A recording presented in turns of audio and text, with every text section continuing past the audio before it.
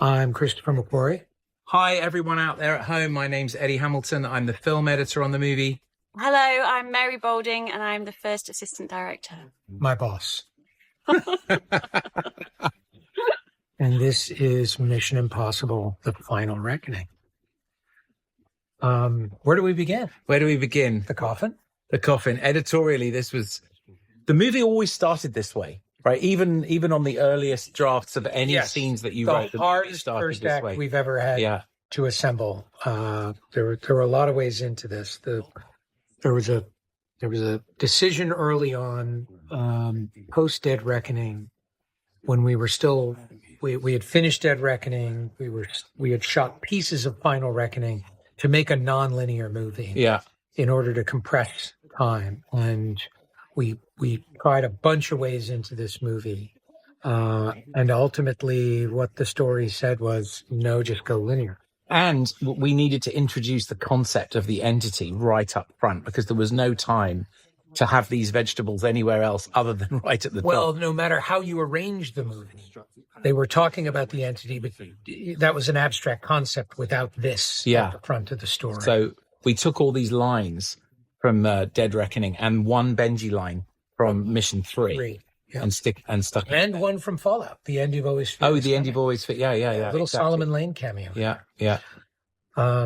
This was something we shot much later on, and we're actually in the Faraday cage. We're in the same cage where the team meets. It's kind of a cheeky nonlinear, and of course, starting the movie with a VHF, an analog VHS tape. It's actually one of the last things we shot. It is one of the last things we shot. Yeah. Yes. These graphics. The mission briefing is always one of the last pieces of the puzzle because you don't know how much the audience needs to know, and they're always so difficult to shoot because the voiceover, it's a disembodied voice, and it's always fighting with the music. They're very hard to score and to assemble. It's always lots of little pieces, and this one was particularly tough.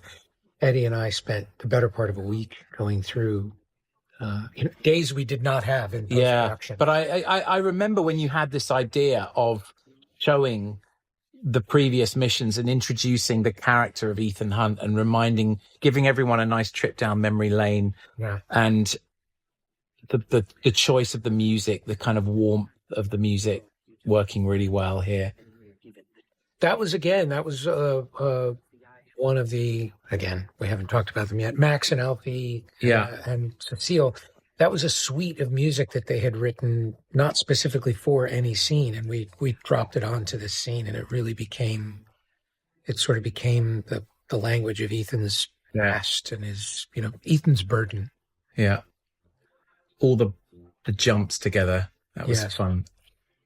And we had these little categories about femme fatales and lights of hand and intercutting with the knife, villains, and all that. Yeah, and it was originally a much longer little bit of it. And that's a really nice cut you did with the knife. This was all it was just extremely, extremely time consuming. And these graphics are always really a challenge, getting this stuff to tell the story visually. Getting these things to line up, it seems like very simple and straightforward stuff. It's very tough. Creating these images that, how to corrupted imagery, corrupted imagery, and what object tells the story, and the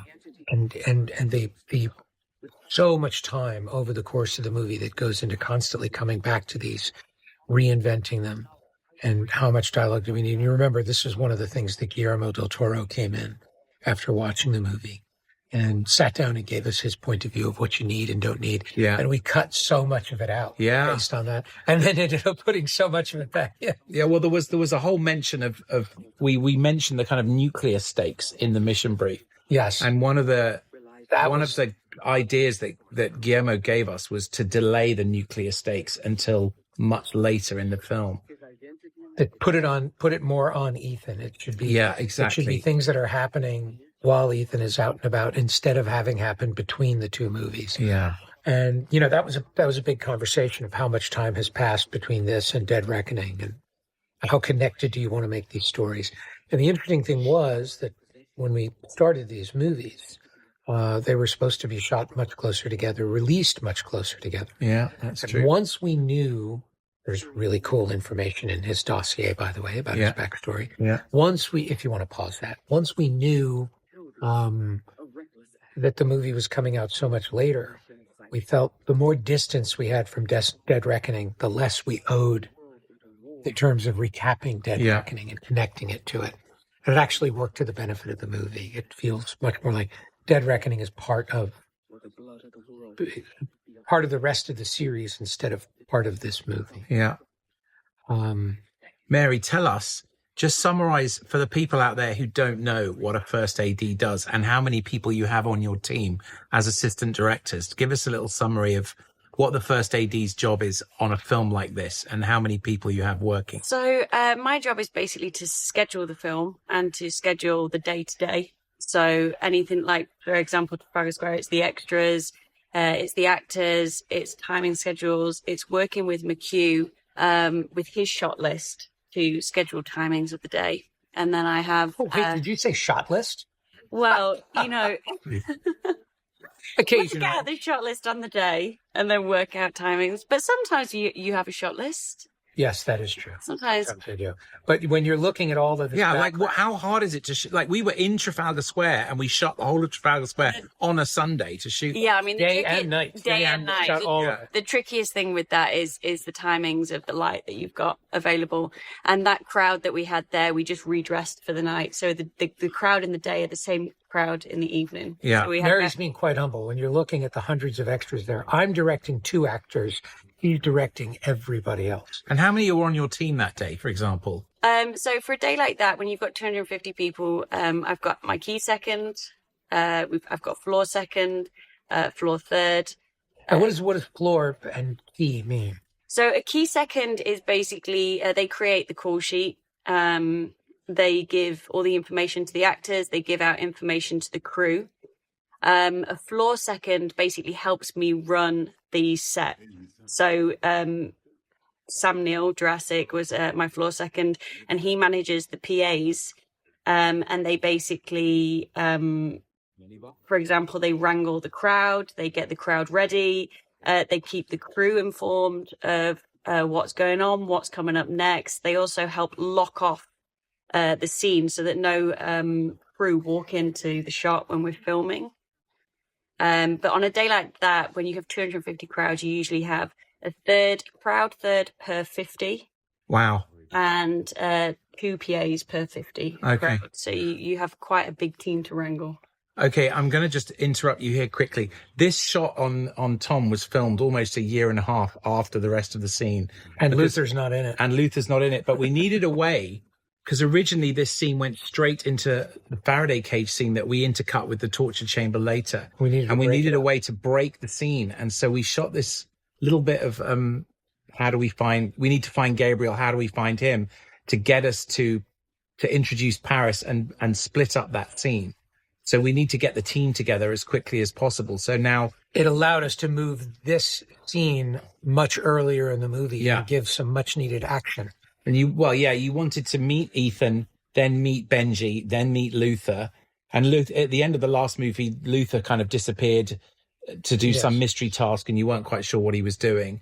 But we wanted to kind of reunite the core team and then introduce, set up the rest of the team here.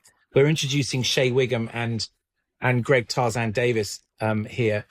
And also there was a line in that scene with Ben off camera where he said, "I'm worried you're working too hard," which we added later in ADR. Because there was some question as to what was wrong with Luther. Yeah, exactly. There's a lot of moments in this movie that are ADR lines that we added later just for clarity's sake. That's the whole art of putting these movies together, is how much. One of the things I loved that we did in the DI here was we added quite a bit of grain to the flashbacks, which really helps visually distinguish them. Wait. You call that in. It's the end of the world. Simple as that. Take guys. Clock is running. You take us in, there won't be anyone on Earth who can stop it. I loved filming this scene. Yeah. It was really fun. How was it? 1 day or 2 days? You had 2 days, right? This to do was 2 days. Yeah. And it was fun to see. And I think we actually nearly knocked Shea Wiggum out in this scene. Do you remember? Yeah, I think he actually did. oh yeah, Did he take a hit no, to the head? fully. Yeah, yeah. she- Shay fully took a shot to the head. Oh, well, so right. So Pom actually kicked him in the head. Oh my he goodness! took it like a champ. Good heavens. Okay.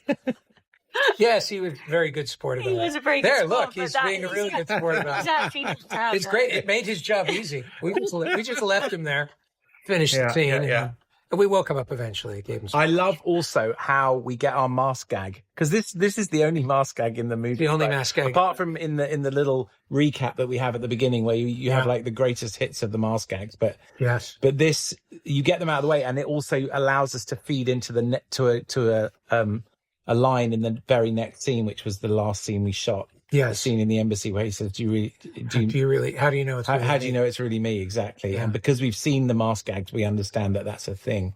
Yes. This moment is so good. Look at. Yeah, it's all the performances here, all the actors. We talk about this on the commentary with Tom as well. It's just such a murderer's row of actors who really, really know their stuff, and they're actors who love to be together. That was shot. Yeah, the interior was at the Natural History Museum, and that was about 2 years ago. And then this was shot about 2 months ago. Yeah, exactly. The 2 years ago, that was an entirely different version of their introduction. These quick shots that were meant to be to be flashbacks. Exactly, but this was actually in the Natural History Museum in London, and then this is a set that we built back at Longcross. And how long ago did we shoot that, was Mary? our last day. It was like 8 weeks ago, wasn't it? Yeah. It was really right before we. Yeah. locked I mean, This was the last thing we ever shot. a week before we locked picture. We shot this. Yeah. And again, all the background, you're seeing all these supporting artists who are walking around in the background. That's all Mary handling all of that. Yeah. And keeping all those people moving and keeping them moving quietly so they're not stepping on the dialogue. And a shot like that where you see where Haley walks in and just bumps the guys, that's a notoriously difficult shot to get and to choreograph and to make it look natural. And getting all the timing of all the actors and all the these focus inserts pulling and all this stuff, in order to... Yeah, plus you have humor in the scene, and everything about humor is timing. Appropriate enough in a scene. The best thing with background is if you know they're there, but you don't notice them. That's true. If you notice the background, it's gone wrong. Yeah. And I If love doing these scenes because Mary is standing next to me at the monitor, fretting over every single person that I'm not looking at. It's like, oh, that guy, he's moving too much. You're a real perfectionist about that stuff, Mary. It's great. Oh, it's very true. Very, very true. And all of this set was built in a matter of weeks, right before. I love the lip there. That's such a fun. And the line about the hair, I like the longer hair. That's what I like. It's so funny. Yeah, it's great. Well, I think it was less than a week before that we changed that set. Do you remember you and Tom walked it through and made it? We narrowed that corridor. It was too wide. Yeah, this was much narrower. Yeah. Very tricky stuff to shoot. I mean, a set that was very hastily built and hard to light, and it was very tricky. But in the end, we were like, well, we need the scene, and it's the difference that it makes having the scene. With Haley's character, it's a very delicate balance. Yeah, we needed to set up the pickpocketing. We needed to set up the timing. For her, she needed to become essential to the movie. Yeah, absolutely. And that was originally going to be the cut to credits. But we realized when we saw it put together, we just went, it just needs to end. Yeah, we tried the cut to credits in lots of places. We were desperately trying to cut to credits sooner than we cut to them in the previous movie. And the movie just wasn't having it. Yeah. It's a really interesting thing about editing the movie. You're only in so much control of the story. When you give yourself over to what works best for the narrative, it doesn't matter what you want. It matters what the movie wants. And it really does have a mind of its own. Yeah. We went back to this set a couple times. We reshot pieces of this dialogue between the two of them. Different stages of Haley's pregnancy as well. Oh, yes, absolutely. Yeah. She was quite pregnant in some of this. Well, the first time we went back, she was about 8 months pregnant. 8 months we pregnant. Had to pin her into a costume. Yeah. And in some of the fights, she's quite pregnant as well. We shouldn't talk about that. Okay. And I seem to remember we went back and got shots of the handcuffs later. And here, this begins or continues the use of flashbacks to tell the rest of the mission story, to bring in the rest of the franchise, bring in Mission 3, setting up the Rabbit's Foot. These were really complex decisions, and this was obviously how to create moments from Mission 3 that weren't actually in Mission 3. Yeah. Because quite famously, you don't see that heist in Mission 3. And we studied the photography of that, shot it on film. It was a real challenge shooting these two movies, Dead Reckoning and Final Reckoning. We couldn't shoot them on film for a lot of technical reasons, even parts of them. So it was kind of fun going back to film that day. It was nice to play with physical film for a while. Absolutely. I can't wait to shoot on film again. And well, a couple of our camera assistants had never worked with film. Oh, I mean, the day. Yeah, it would have been. I mean, when you think about all the things we were shooting and how physically impossible it would have been to shoot them on film. Oh, yeah. Because of the extreme conditions we were subjecting the camera to. Film never could have done it. And long takes as well. Long take. Yeah. But you could never put a film camera on the biplane. You could never put a film camera in the submarine. You just couldn't do it. Yeah. This was such a challenge editorially because originally this scene was just a standalone scene, and it became apparent to us that when you went from this to the scene in the Faraday cage, you felt like it was repeated information, even though the context is different. Yeah. The audience is very sensitive to repetition, so we ended up folding the scenes into each other. You ended up folding the scenes into each other. Thank you very much. Well, we both did. But it was one of those where you found like the greatest hits of both scenes and combined them in order to, but also it keeps the team alive. So you feel connected to Ethan and Grace and Luther and Benji, and Gabriel is part of that. And it's similar to the DC3 scene in that you're keeping Ethan alive with the rest of the team at the same time. And this obviously there was a version of the movie that had a much longer recap of the essential submarine scene from Dead Reckoning. And the explanation of the Rabbit's Foot and the explanation of the evolution of the entity. We shot all of it. You explained how the entity became the entity. And ultimately, the audience just didn't need it. You just didn't need it. It's an interesting thing about information in these movies. We always overshoot lots and lots of information.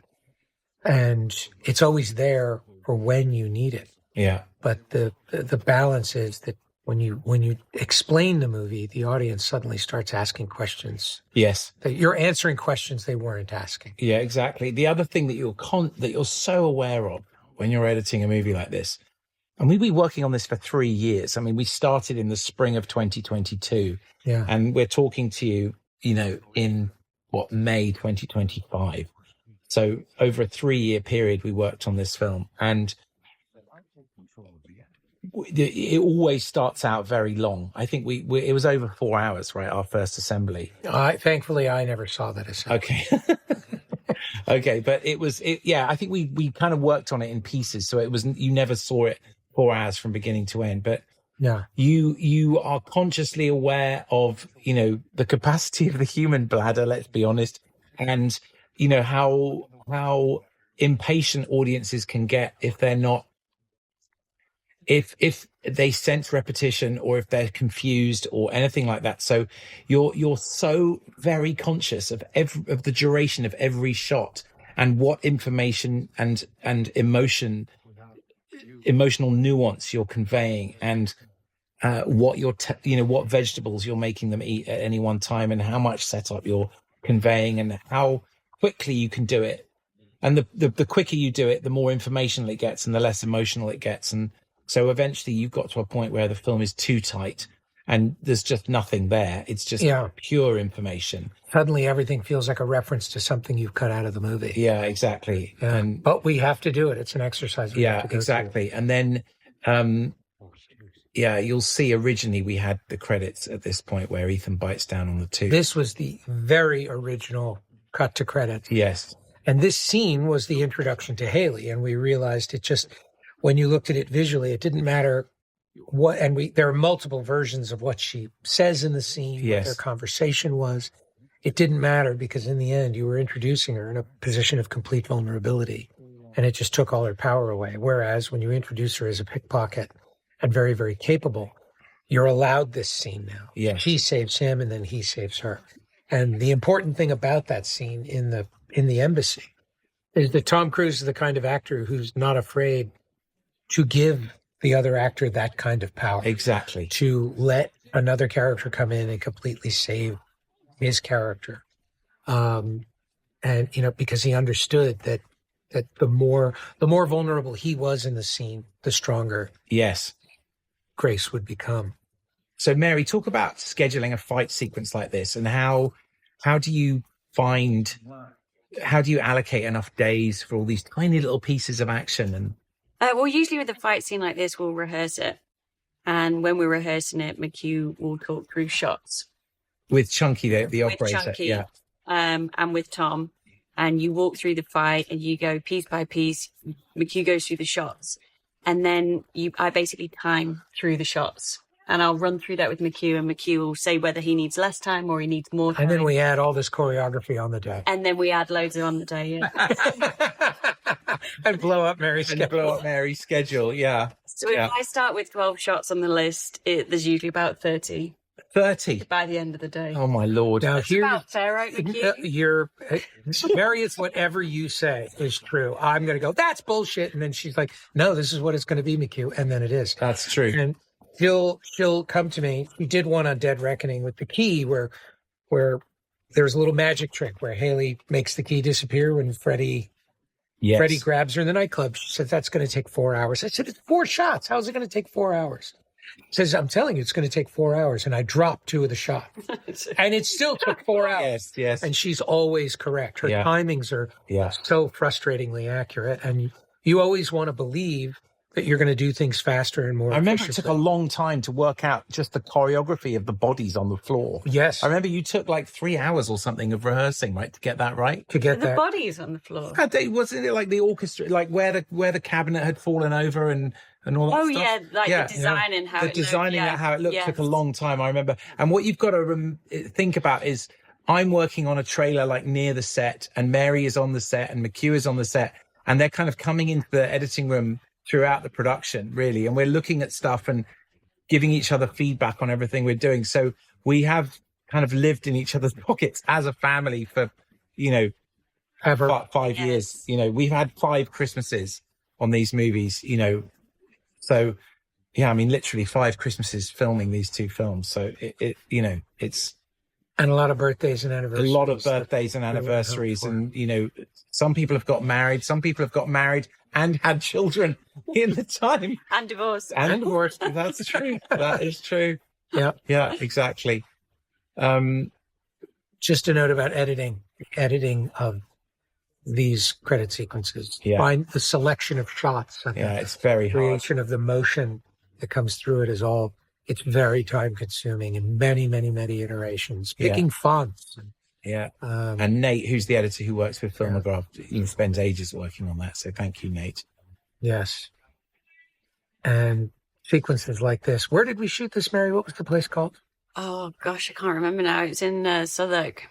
Yeah. Big hand for Robin Saxon, VFX producer. Yay. There we go. Amazing miracle worker. Yeah. And Alex as well, VFX supervisor. Yes. These are what we call the secondary credits. When you come out of the title sequence, and these secondary credits moved around many, many, many times. They always do. We came out of credits. We had them over bad weather. We had them over. Yeah. Now you're back in the studio. Oh yeah, that's right. Yeah, now we're in the studio. Yes, that's on the stage. That is on a stage. Hooray for Cecile and Max and Alfie. Yes.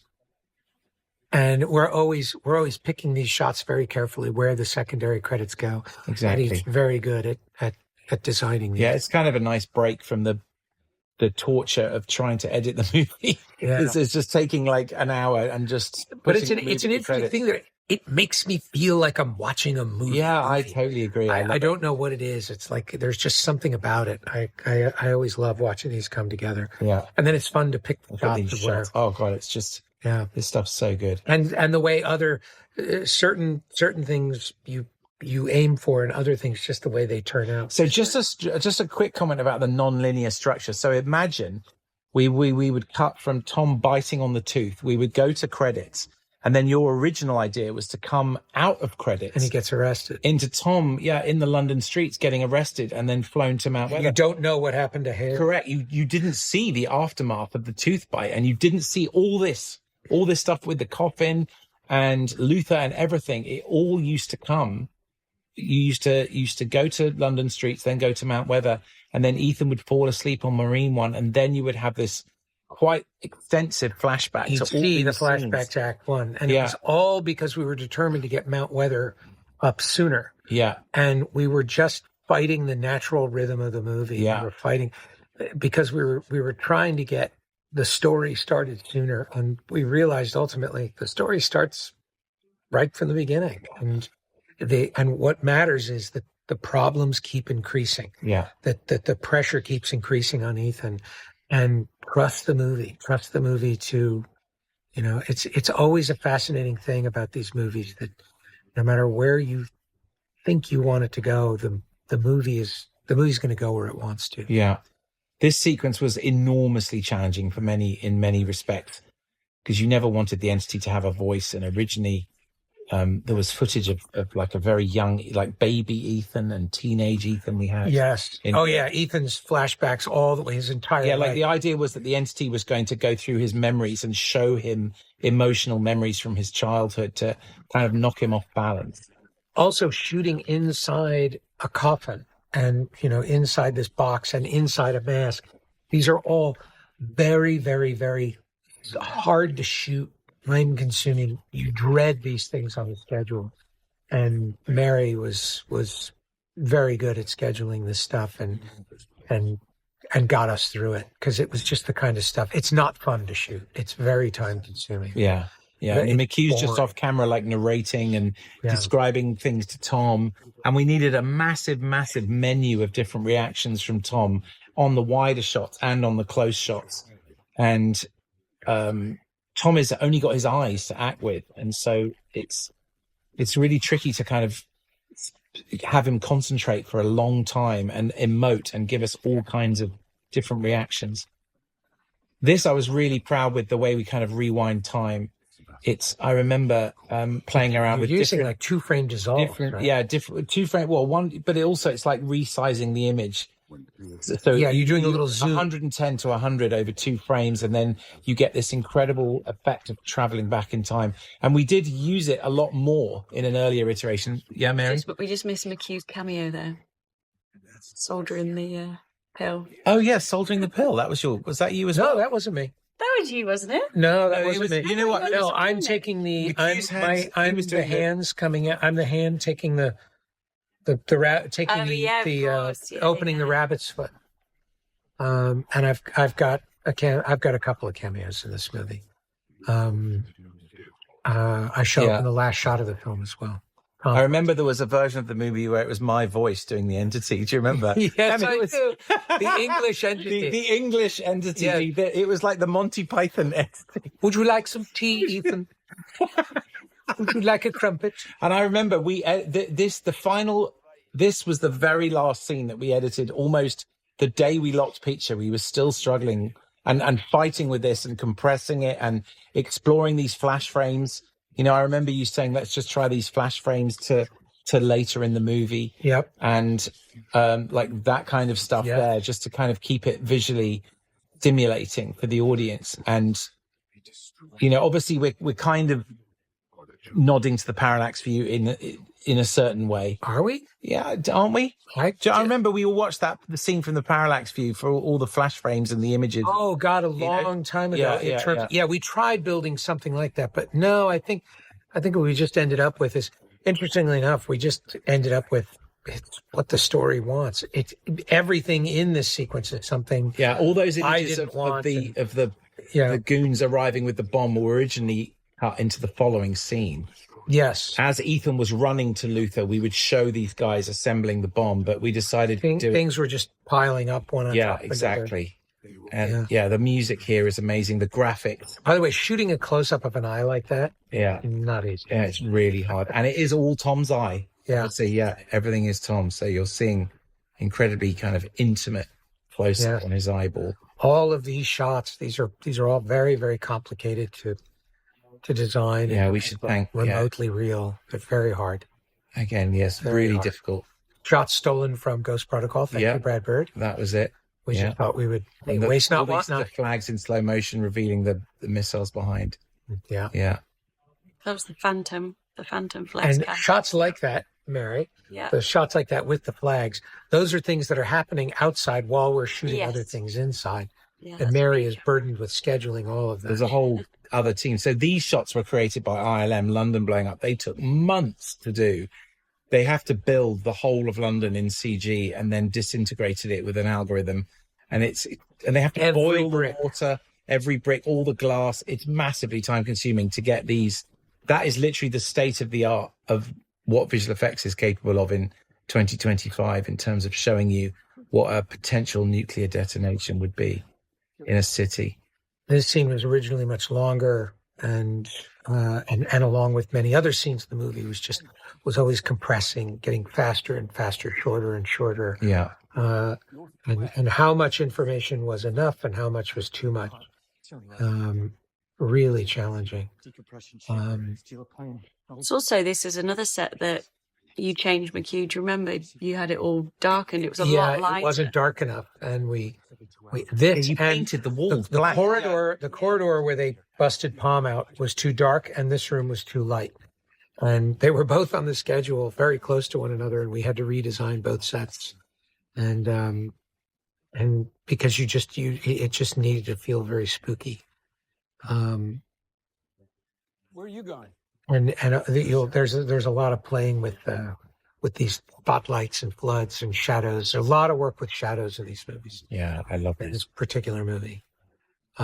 This was originally much longer. We had a lot of Gabriel arriving. He even crossed the train tracks. I never thought would make it. I remember seeing this and thinking this was a real flex from you as a director. Oh, I love this shot. Yeah, it's terrific. This is Chunky Richmond, his camera operating. That's so cool. Chunky is hiding. Okay, go on. Talk about choosing the color for the London Eye. That was when you show up on the bridge and someone says, "What color would you like the London Eye?" You've arrived. I was like, "Yeah, you've made it." Yeah, it was great. London. Cool. Yeah, thank you. That was also. This is the largest traffic lockup ever. And there was a whole. The city of London was so phenomenal. Thank you to everybody in the city of London who you had, in Parliament Square, you had army vehicles there. It was like proper martial law, and the scene ultimately, we when you're trying to compress the movie, you're asking for every moment, every second to earn its place in the film. And that was something that could go. Very bold jump cut by Eddie Hamilton. Yeah, but it worked. Yes. Well, again, the music's helping you jump through. But you're just ruthless. Yeah. The thing with Trafalgar Square as well, with those military vehicles, obviously McHugh never had the chance to set them in that location before. And I think we had about 4 hours in total. So they were trying to set up the vehicles while we were shooting on the bridge. Yes. So McHugh was doing a lot of back and forth. So Mary also has to schedule. That was added later. The shot of Esai with the pill. Yep. Tell Ethan, I'll be waiting for it. We shot that much later. Yeah, and that was an essential little setup for later in the movie. Mm-hmm. Essentially because now the villain is going to disappear from the narrative of the film. Yeah, and we've set up the poison pill in the coffin scene. Yeah. So you understand, or you have a sense of what he's holding up there, which was That was a note from Oscar Wright. Yeah, Edgar Wright's brother Oscar came to our fourth Friends and Family screening. Yeah, you got to. What is that thing? They're talking about a poison pill, and yet we don't see it. And then, we don't see it until later. And they're talking about here. They're talking about Gabriel has the poison pill, but so we eventually ended up putting the setup of the pill inside the coffin. This is one of the first things we shot. This scene. It is. Yeah, we actually shot this around the same time that we shot all the scenes from Mount Weather. That's right. But this was in spring, June or July of what, 22? 22, yeah. During Dead Reckoning. I think back then the blood on Tom's shirt was for another reason. Yeah. I can't remember what No, the blood on his shirt was always for someone it was from what happened in the chamber. There's blood coming out of his ear, which you don't really notice. The blood coming out of his ear was from inside the coffin. Yeah, which pretty subtle touch. But the editing of this scene, we recut this scene. The order of Ving's dialogue, this is where you leave me, and things like that. Yeah, no, it's again these camera moves that seem so simple are actually quite complex. And the timing with Tom as well. Yeah. And anytime you see an insert on a bomb timer, it's a splinter unit going in like the day after we film the scene, and they're rolling cameras on all kinds. And honestly, we're kind of done with bomb timers, aren't we? There are so many bomb timers in this movie. Bomb timers. I have a track on the Avid Media Composer timeline, which just keeps track of the time on all the bomb timers to make sure that they're accurate over the run of the scene and then the run of the film. It's there's like how many? There's like this one, then there's the clock in Mount Weather, then there's the timer at the end of the movie. Yeah. I mean, it's kind of part of the trope of the movie, having a countdown clock, some kind of time pressure. No matter how much you don't want them in the movie, you end up with them. You fight it at your peril. It's just going to happen. Yeah. I remember saying I didn't want Fallout to end with a timer. I didn't want Rogue Nation to end with a timer. They always end with a timer. Yeah, that's true. I mean, look at Tom here. Yeah. The performance of these two actors is just extraordinary. It's really magical when you get the dailies from a scene like this, and it's just got like all of it is gold, and you have so many choices and so many beautiful pieces of coverage of how to build the scene. I don't know, how do you direct Tom to do something like this, McHugh? To direct Tom, did you say Tom understands the emotionality of the scene. And the pingers in their eyes as well. The way it's that's lit. Fraser Taggart. It's just like perfectly lit. Fraser Taggart has a little extra light that he puts right by the camera, so that just on occasion when you're shooting scenes this dark, you can lose the actor's face entirely so long as you hold on to that little glint in their eye. You see how obscured their faces were. Yeah, and I was constantly pushing for darkness in these scenes, light and shadow, contrast. And I especially love the way the shadows create kind of almost like a skull-like appearance on each face. And we needed to differentiate from Dead Reckoning, even though these are quote-unquote part one and part two in some ways. They're part of the same story. Every movie has to be visually different for all those people who expect differentiation in each Mission Impossible.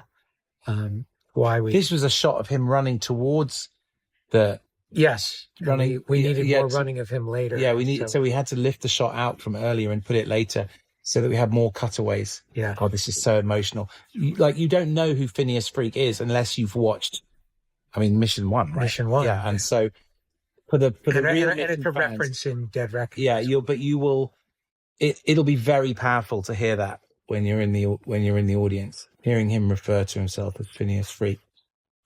This is the same night we shot Westminster Bridge. Yes, and that's exactly right. Oh my God! Oh my word! Yeah. Yes. So we shot this first because of the lockup times. And you have to shoot we wanted him clean first, didn't we, on Westminster Bridge, but we couldn't shoot in that order because of the order we had the lockups. Yeah. So we had to shoot him like this first. The lockups, clean him up. The traffic lockup. Exactly. The timings that you get given the roads. Yeah, and that's part of Mary's nightmare. That there's always a more efficient way to shoot it, but then there are factors like that. Like you wish you could shoot it in this order, but you can only close the street at this time. And there are only so many background available. And Mary is constantly having to juggle and adjust all of that to make the inefficient efficient. And it's an ever changing landscape. A shot like this is incredibly difficult to orchestrate. Look how close the cars are driving together, and we orchestrate it well before sunset, and we just shoot it over and over as the light gets darker and darker, and you just shoot it until the point where you can't shoot it anymore. And even shots like these, you sent Phil and Will up to get this. You weren't on the heli then, were you? No, I wasn't. I couldn't be there. But all of these shots are real, you know. Yeah. And this is all inside that actual plane. Yeah. Yeah, so these were all shot on the same day, apart from the aerial. So McHugh set up in the morning the vehicles for outside, and they would rehearse it outside while he was shooting this scene. Inside the jet. We actually had this in the hangar. So this was in the hangar, and we had another plane outside to line up. Just to line up, and so that McHugh could see the rehearsals. Yeah. Talk a little bit about writing the character of Briggs to be Jim Phelps. Well, we had the setup in Dead Reckoning where Tarzan asks, "Yes, do you know this guy?" He says, "Not personally." Yes, but it is personal. I had this in my pocket. There are several things in this movie that I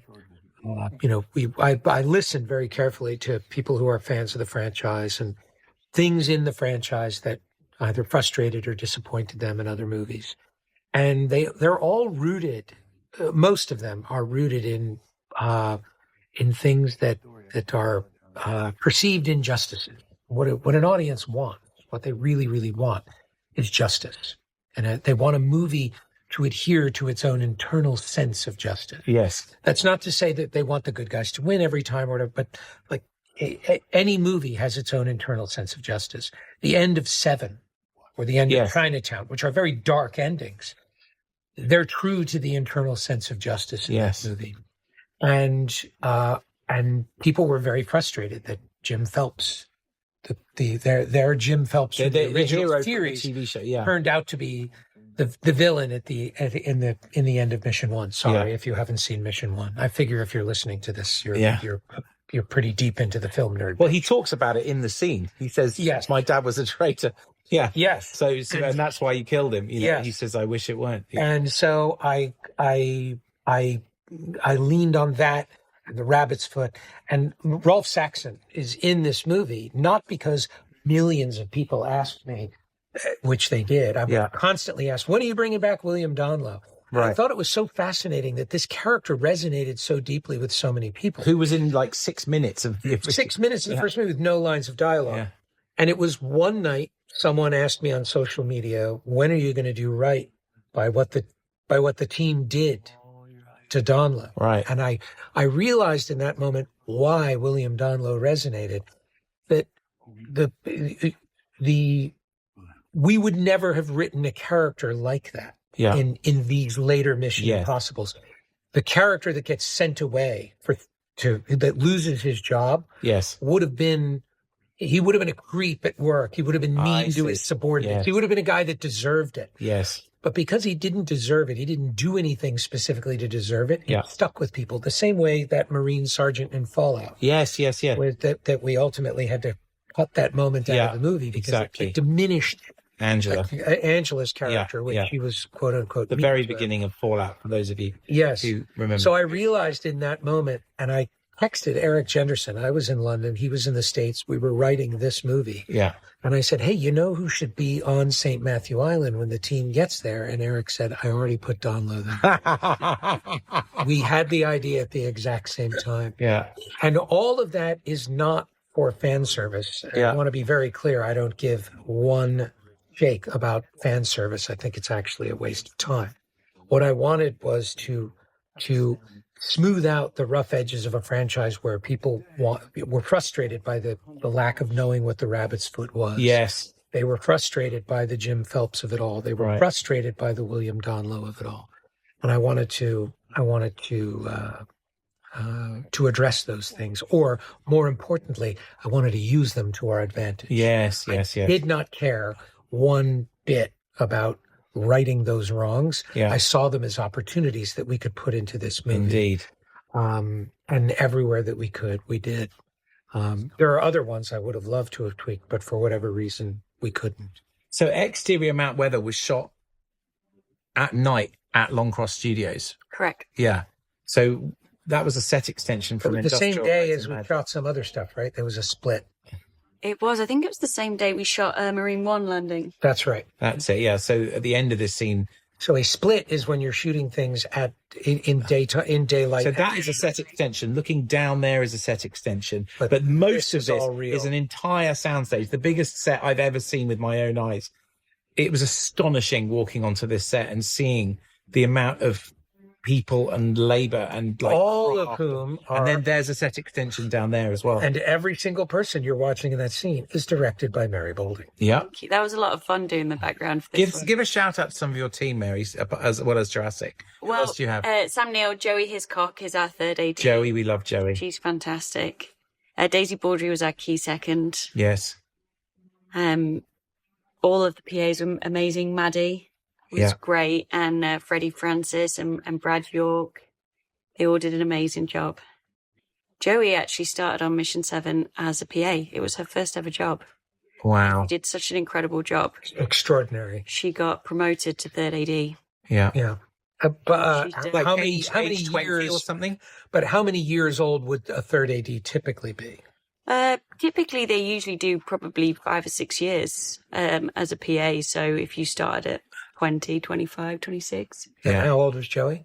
Joey, I think she was 19 when she started, wasn't she? Because we celebrated her 20th birthday. 21st birthday in South Africa. Yeah. And in South Africa, where she was running an airbase. Yeah, I know. That was insane. Also, I remember at her birthday, Tom Cruise presented her with this stack of unbelievable rock and roll T-shirts. Yeah, because Joey loved wearing rock. And I was like, we're in the middle of nowhere in South Africa. How did Tom get hold of 20 awesome vintage T-shirts? It is Tom Cruise. I know, but still, it was a miracle. I was like, how does he do this stuff? It's amazing. She's a very cool customer. She's very cool. Yeah. Yeah, I mean, she ran all of the aerial transport and all the helicopters in South Africa. She did an incredible job. Yeah. Mm-hmm. So again, this is a huge tiptoeing balancing act. A scene like this, where we're recontextualizing the character of Ethan Hunt. We're referring back to other movies. We're explaining to people who haven't seen any of the other movies who he is and all the antics that he's got up to. But also everything is in there for a specific reason, apart from maybe the Kremlin bombing, which you wanted to cut out. Well, the Kremlin bombing we don't need. You don't need, but it is like ideally things happen in threes, right? And it's like the third thing. Yep. So you didn't just want to refer to the Black Vault and to the gassing. It was one of the very few battles you lost on this movie. The number of things, there's a massive stunt in the aerial sequence, and you kept saying, we're going to cut it out. And I kept saying, you're absolutely insane. It's one of the biggest stunts we've ever done. And sure enough, it's not in the movie. And you were right. You might see it on the deleted shots reel.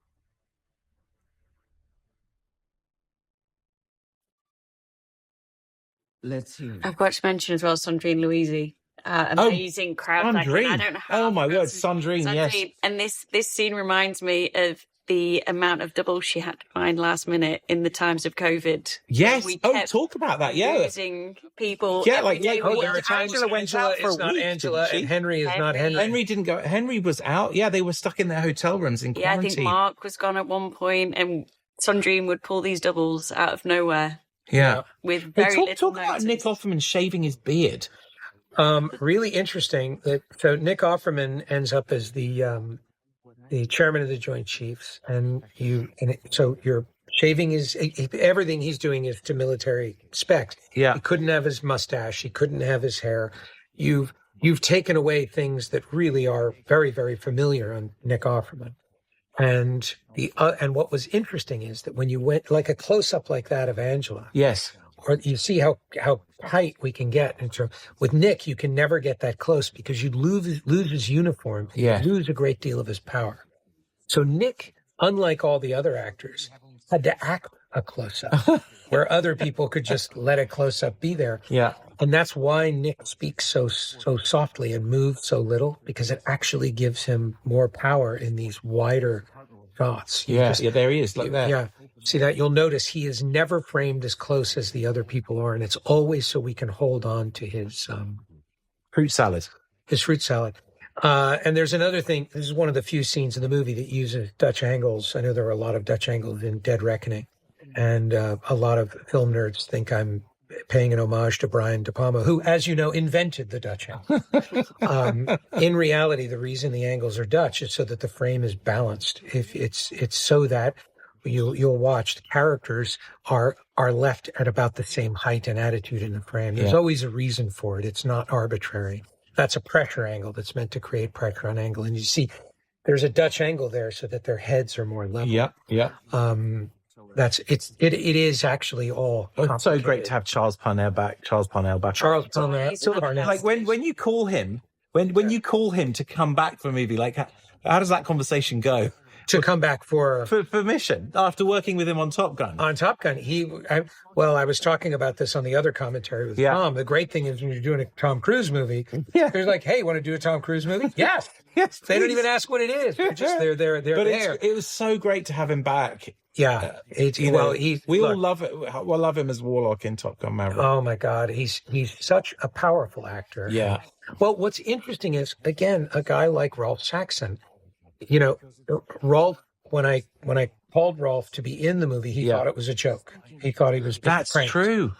And when I called Rolf to say, we need you to come back because we're going to put you in more of the movie, when I called him, he said, "Hey, listen, I just before you start, I understand, and I really appreciate it." I said, "What are you talking about?" He goes, "I get cut out of everything." And I know you're calling to tell me I've been cut out of the movie. I said, No. It's worse than that. You're never going to shave that beard. You're going to have to keep that beard for another year. Rolf gets cut out of most of the movies he's in. Right. You see what an astonishing actor he is. Yeah, he's so good. It's just, you wonder why aren't these actors in more stuff? Yeah. And when you see what they're doing in this movie, it's just because we're getting out of their way. Yeah. These are enormously talented actors. Mark Gatiss, who is somebody that I saw in League of Gentlemen. A very kind of esoteric British comedy. In reality, he's a great dramatic actor. He's astonishing. In these dark comedy, you can see the great dramatic actor within there. He's also a brilliant writer. He created the Sherlock, the Benedict Cumberbatch Sherlock. These are all really great actors, and we're just very fortunate to have them. And this was originally a lot longer. Walking down the corridor, you'll see there's some extra really great shots walking in there. Yes, Harrison, in the presidential. Harrison and Jess are two Marines. Jess, they're just really Harrison. The way he's mad dogging Tom. I know the whole time. He's so good. Yeah. That table as well in Mount Weather. Do you remember we had the special table? Yes. Any shots where you've got close-ups, that was like you a have horseshoe. Holt, where you need to see any documents, or they've got their hands leaning on the table. It's a horseshoe. That's right. Yeah, the whole middle of the table was cut out. You could shoot them from inside. Just something you never think of. That's a real helicopter dressed as Marine runway. There's no VFX there. Yeah. This amazing unit that has this. Extremely loud. I love this cue. It was extremely. The music build here. It's so good. It's extraordinary. So this was where we originally cut to the aftermath of the tooth bite. So the whole fight in the torture chamber and in the coffin and all that would have gone here in the movie. Yeah. So you would have had the whole nuclear stakes set up by Tom in Mount Weather. But and this is where you had him do the magnum opus thing. Yes. Poison pill your acid. This is where Oscar Wright said, you need it's that too late. earlier. You need that to be earlier. Exactly. And so we cut this scene in pieces. And what's great, the benefit of it is this. You end up sort of resurrecting Luther. Exactly. But you also get just to the emotion of the scene. Correct. There's no plot. Correct. So thank you, Oscar. We'll get you a sandwich. No, and it's just the right amount of time to be away from Ethan's journey, because you've sent him off to this aircraft carrier and everyone's ready for him to get to the aircraft carrier, and people just didn't want to spend another 40 minutes traveling back in time. They were like, let's get on with the mission. Yes. But this little moment with Luther, this emotional moment, when you want you want to have this connection between the two characters, which clearly happened before he went to the embassy, if you follow the linear timeline. And then Tom wakes up and plays this so brilliantly. Now watch this for visual effect. Oh yeah, visual watch effects. Tom's visor. Those are all all the reflections in his visor are actually visual effects. Yeah, They're added digitally later. This you shot for real though. I remember. This is all. This is for real. Yeah, and the co-pilot next to Tom, he's the real pilot. Yeah. He, but look, now watch when he drops his visor, and there you see the reflection of the bush. Yeah, that's all done digitally. It's so good. And but this is real, and this is, but. And we did this. That's how we got to the carrier. Yeah, it was cool. And shooting all these planes, I remember. We all three of us were on the. We landed in the Adriatic Mary Sea. Was waiting on the carrier. Mary was like, "All right, Mickey, the helicopter, ready. Let's go." Hannah Waddingham is there going, "My God, you guys don't kid around." Yes. She's like, "You just started shooting right after." Well, we were going off their schedule, so they have a very strict flight schedule. And I had a copy of their flight schedule, so I knew when they were going to land. Yeah. So when McHugh landed, I was like, "We've got 10 minutes before the contact." This is an active duty aircraft carrier. Yeah. Those are all crew except for our actors. The two guys on the left there are our actors. We are in the Adriatic Sea, and you're about to see the captain of the USS George H.W. Bush just behind Tom coming up. Captain Pollard. Did we miss it? Right earlier. Tom. Oh no, it's earlier. Sorry. Anyway, you'll see him earlier. You'll see him. Other shots. Yeah. And thank you to the crew of the George H.W. Now, what I love about this set, just so you're aware, guys, look behind Tom in some of the wider shots. There's a wide shot coming up, and you'll see an F-18 going up on a lift. A powder keg mist. That's right. Here's the wide shot. Look at the F-18 there behind.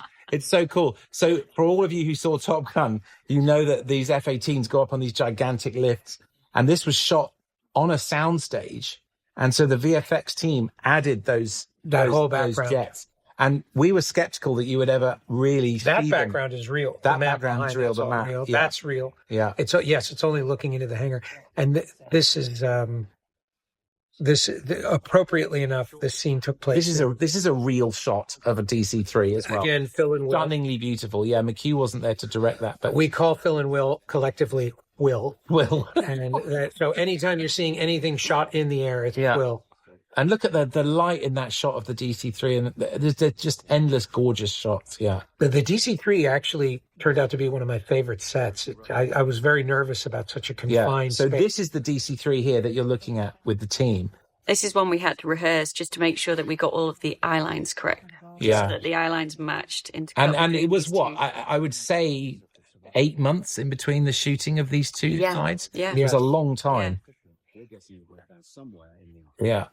And it's as an editor, what you're doing is you're building one half of the scene, and you're putting in like slugs where you're expecting to cut away, and you actually filmed quite a lot of the dialogue on both sides of the conversation. Yes. So you could choose which character delivered it, and when to cross the line and all that. Yeah. And crossing the line, for people who don't know it, is there's an imaginary line down the center of the scene. And you want the camera to always remain on one side of that. Yeah, like line. you're at a dinner table. If you're watching two people talk at a dinner, you're looking left and right. Yeah. So you're this side of the line, and then. So eye lines are extraordinarily complicated, and I'm really not great at them, and Mary is, thank goodness. Well, Chunky is. Chunky is. And Rebecca Sheridan, our script super. Let's give a high five to Rebecca and Lucy.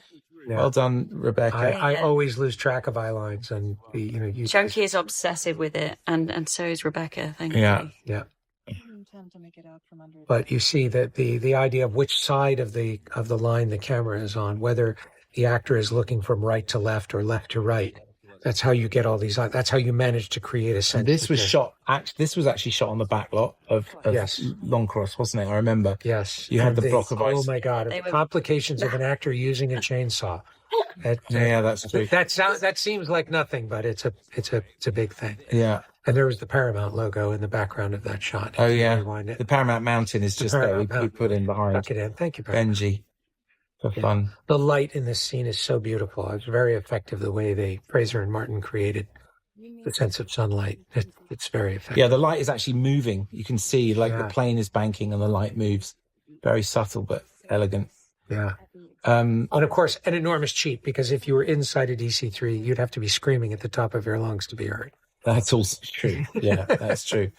So when we were on the carrier, I remember the sailors were so, do you call them sailors? I think, right? Yeah, they're all so thrilled to have Maverick, quite frankly, on the carrier. There was Maverick on their carrier. On their carrier. And there was one day where they screened Top Gun Maverick and for the entire crew in the hangar bay. It was nuts. It was like the Beatles. It was incredible. And Hannah and Tom and McHugh got up on the stage and thanked everybody who was there. It was just it was an astonishing 4 days to be on that carrier. The carrier crew as well worked amongst our whole crew. So every department had people within their crew from the George Bush, and they were incredible.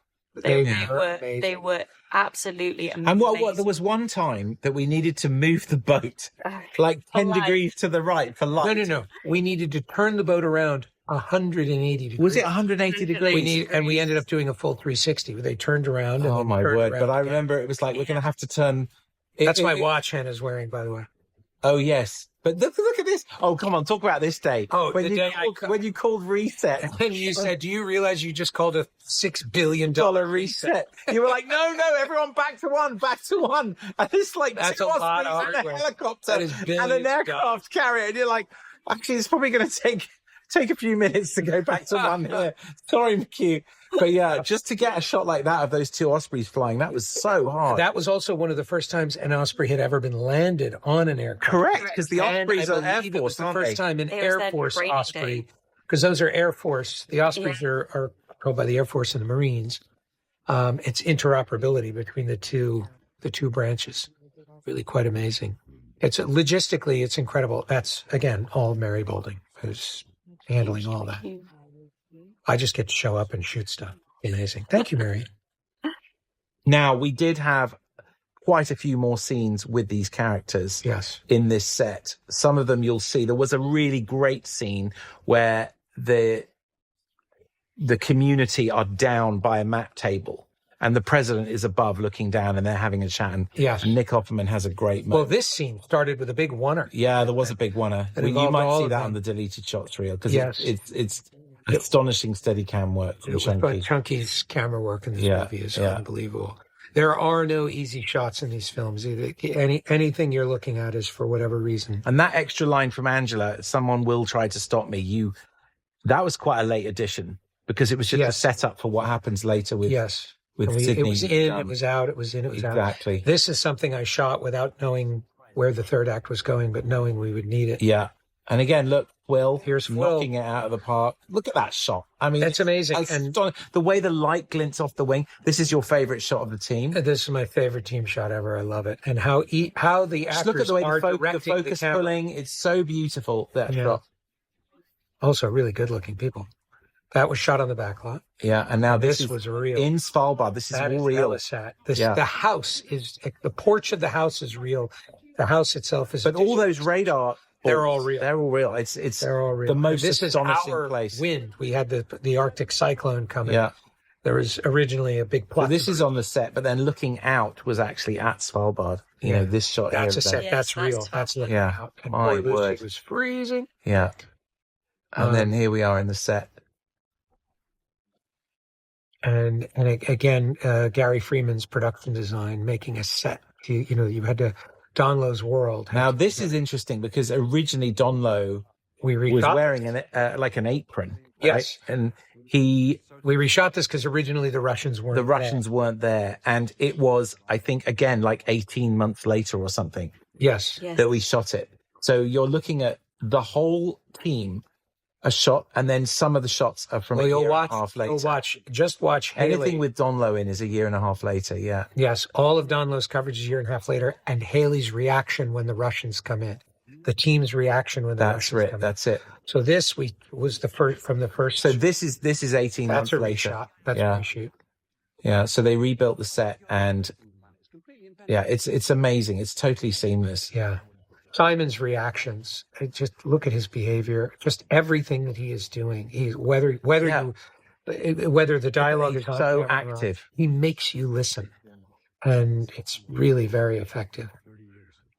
And there's just all the behavior, and again, watching these actors fall in love with Rolf. This was when we originally shot this, was one of the first things Rolf shot. Yeah, it was. And I remember Haley coming up to me and saying, "I want a Donlo. I want Donlo to be my dad." Everybody was so taken by Rolf, and Lucy is just one of a kind, really extraordinary actor. Yeah, I remember this. Yes. This pushing, so good. Look at them all reacting. And again, all these reactions and how you keep the characters alive, even when they're not saying things. It's very, very important to keep everybody in. Now that shot, that's a year and a half later. So Haley's now if you quite rewind pregnant. it, you can see it. Yeah, because Haley had given birth to a child over the course of this movie. It's quite incredible.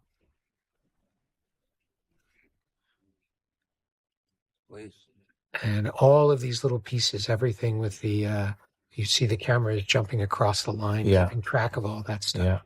It's very complex. And then here we go. This is the... So we added camera shake to every shot here to make it more... All the camera shakes added in post. This is all just basically a set on the back. Yeah, exactly. That's a real shot of those two Ospreys, which is cool. And we really got the Russians to bring their aircraft carrier out of the mothball. God bless ILM. The Admiral Kuznetsov is a real carrier. It's in dry dock right now. Yeah, so ILM came to our rescue and created that shot of the Kuznetsov. All of this military stuff is the realm of Eric Jenderson, my writing partner on this movie. He wrote Band of Brothers and is Mr. Military, and all of this stuff is extremely authentic.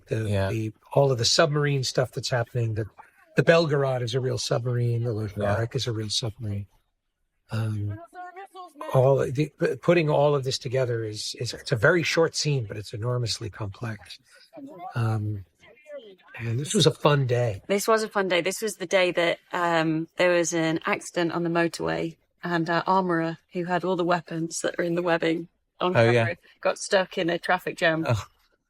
But the shot of him jumping shooting in Belgium. This shot in Belgium in a tank indoors. And we were convinced it would never work. Studios, And then when the trailer came out, everybody said, "Oh, the one shot everybody talks about is Tom jumping out of the Osprey." Really? Yeah, I swear. And we were cringing when we were shooting all this stuff because it's very, very. We wanted to shoot this in open water and shark repellent, and you cannot believe the conversations about shooting this in open water. Getting the specific waves. 2 days of filming at Light Studios for this. 2 days. 2 days of filming, as opposed to the millions of dollars. We couldn't use our own tank because we didn't have a wave machine. We didn't have a wave machine. Our tank, the wave machine would have torn the tank apart. Yeah, and they had a wave machine that could create like 6 foot swells. Light Studios is. It was like gigantic waves. A shout out to Rafi, our art director. The horses in the photograph and the paint all around there, because Mount Weather is, she's quite astute. Mount Weather is, there's a lot of horseback riding near Mount Weather, but it also had the added benefit of the Horsemen of the Apocalypse. So you're rising the set out of the tank to create this effect. It's being lifted out of the water to create that sense. Yeah, and this is, again, fantastic character introductions from McHugh and Mary.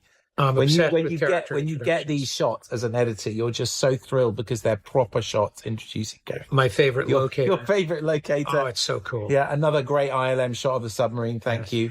And Captain Ratliff, our technical advisor, was the one who said, if they brought him in from that cold water, he'd be in a shower, which of course we didn't have. And when we told Gary we need a shower, they built that how quickly?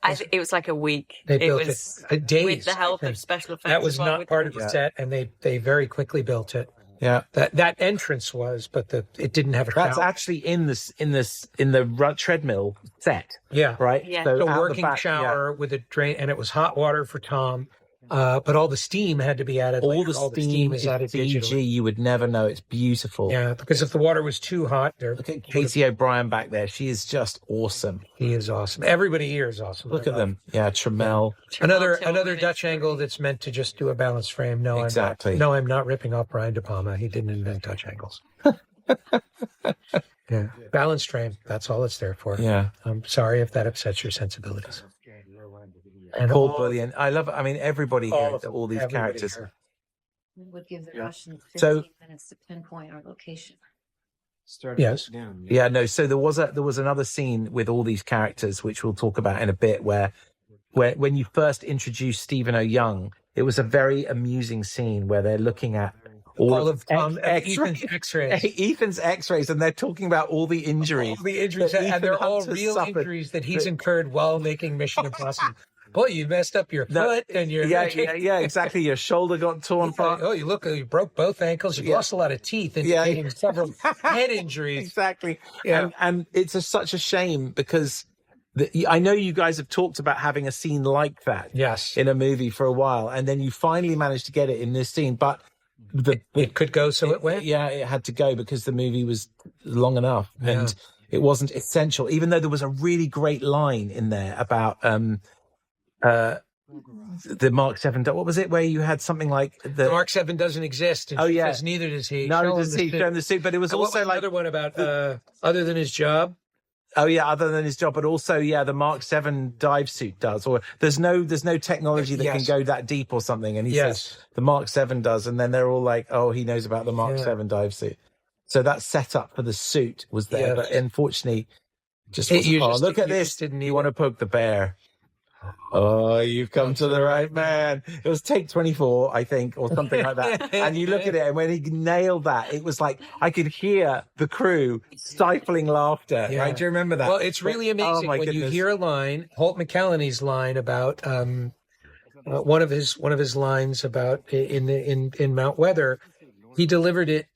He must have done that 20 or 30 times. Yeah.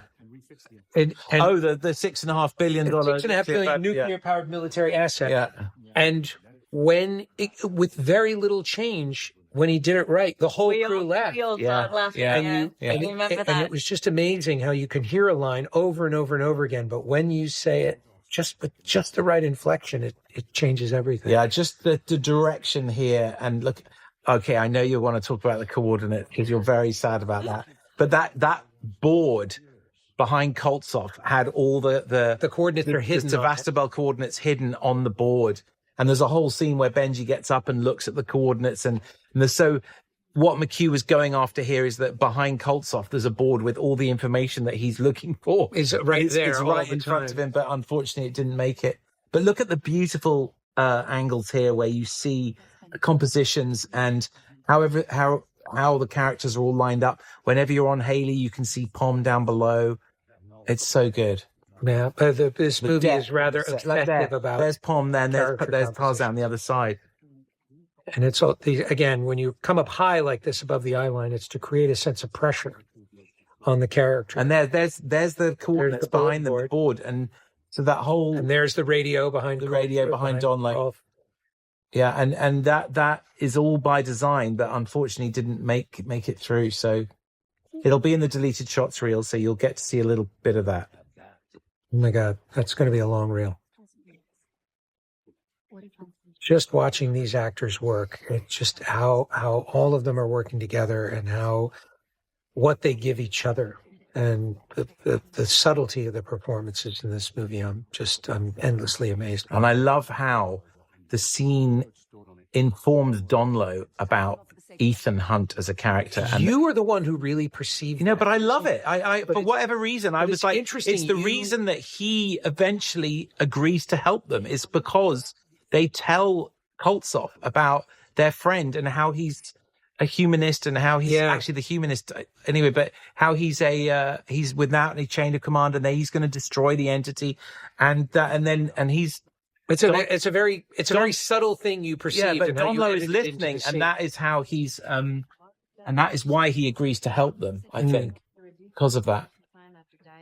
The editing of this scene, you remember, we had a great deal more information about what he was going to experience on the submarine. A lot more flash forwards, things we call the what if. Yeah. You're teaching an audience about what's supposed to happen. Yes, so that you can enjoy it when everything goes wrong. And we actually ended up jettisoning a lot of we did jettison it. Like some of this dialogue we actually played over the submarine sequence. We folded it into the submarine sequence when he was actually on the dive. Yes. But then it came in, and then it eventually came out, and then some of it was rethreaded back here. That's a reshoot. That's in front of a green screen. Yeah, that was a reshoot to explain about the tremors and the mental confusion. Yes.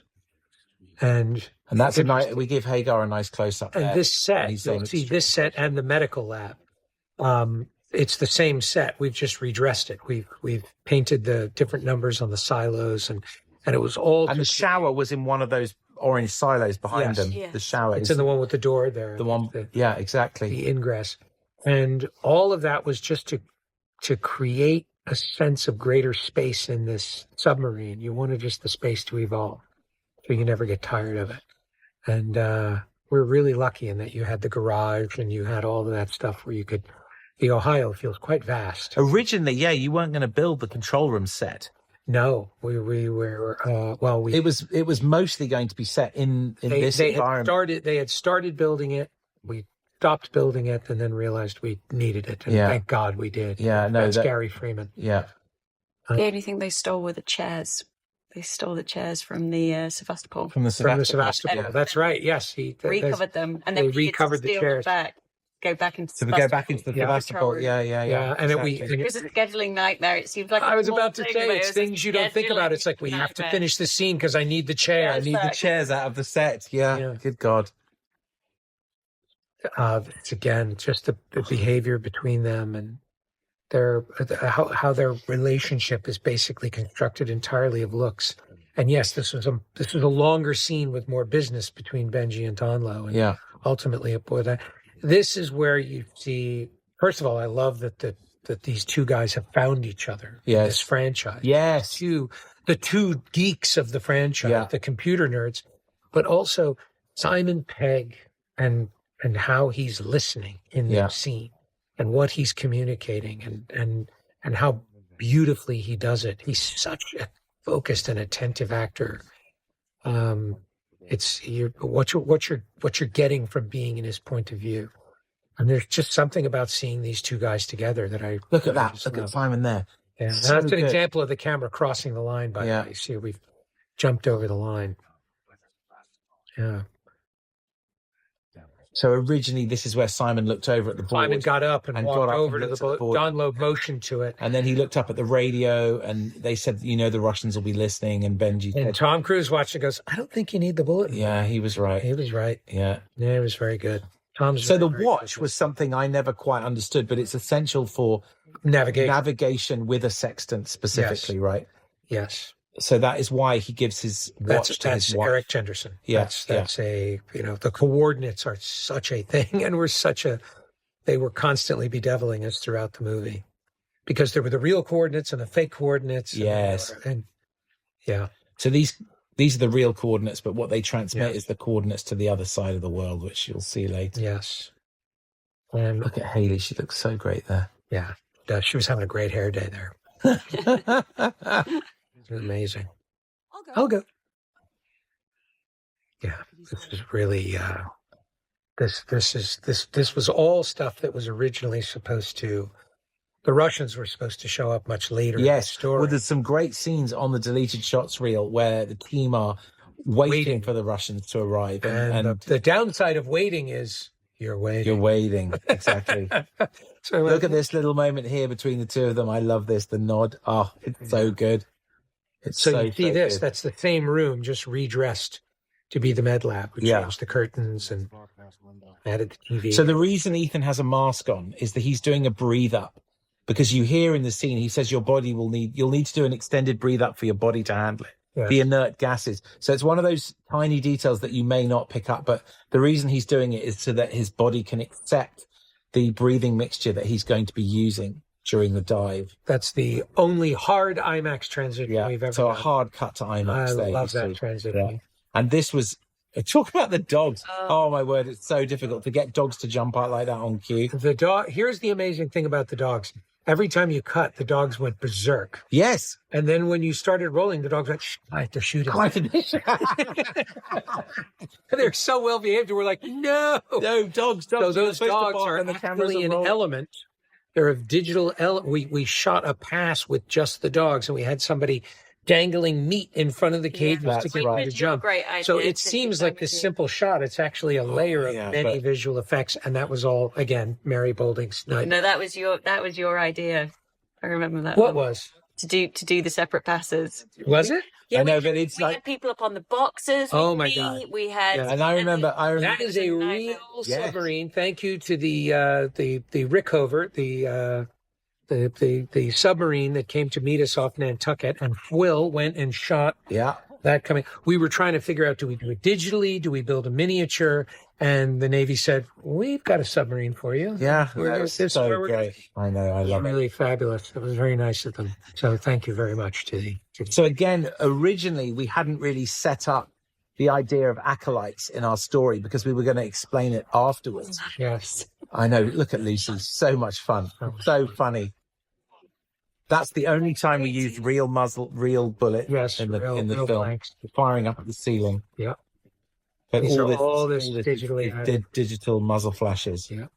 This was a very, very tough scene to shoot. And edit, yeah, it was like loads of little pieces, and you're constantly balancing how much time to spend with each character, when to cut away to Ethan, how to keep the story of the fight comprehensible in a short amount of time.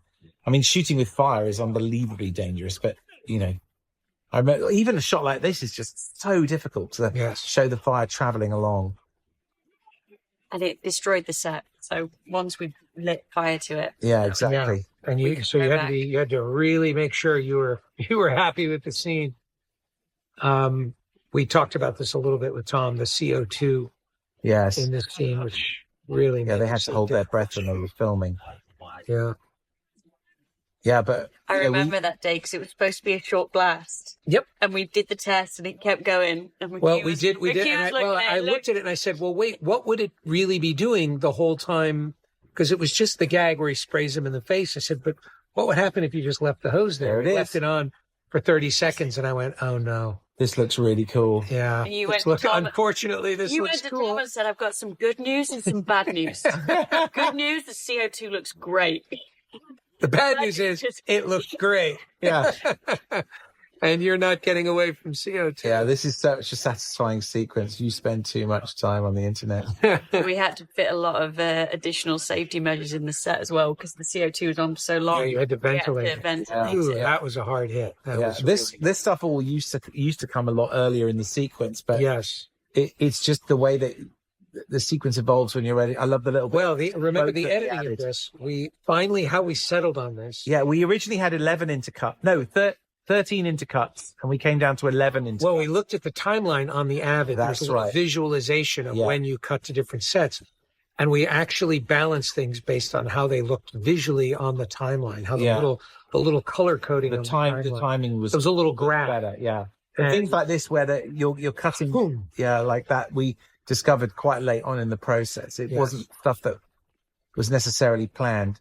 I love how you can hear the roof giving way. No, it's all planned. Yeah. It's all a vision. It's all a vision, McHugh. Yes, we love laughing at that part. Yeah.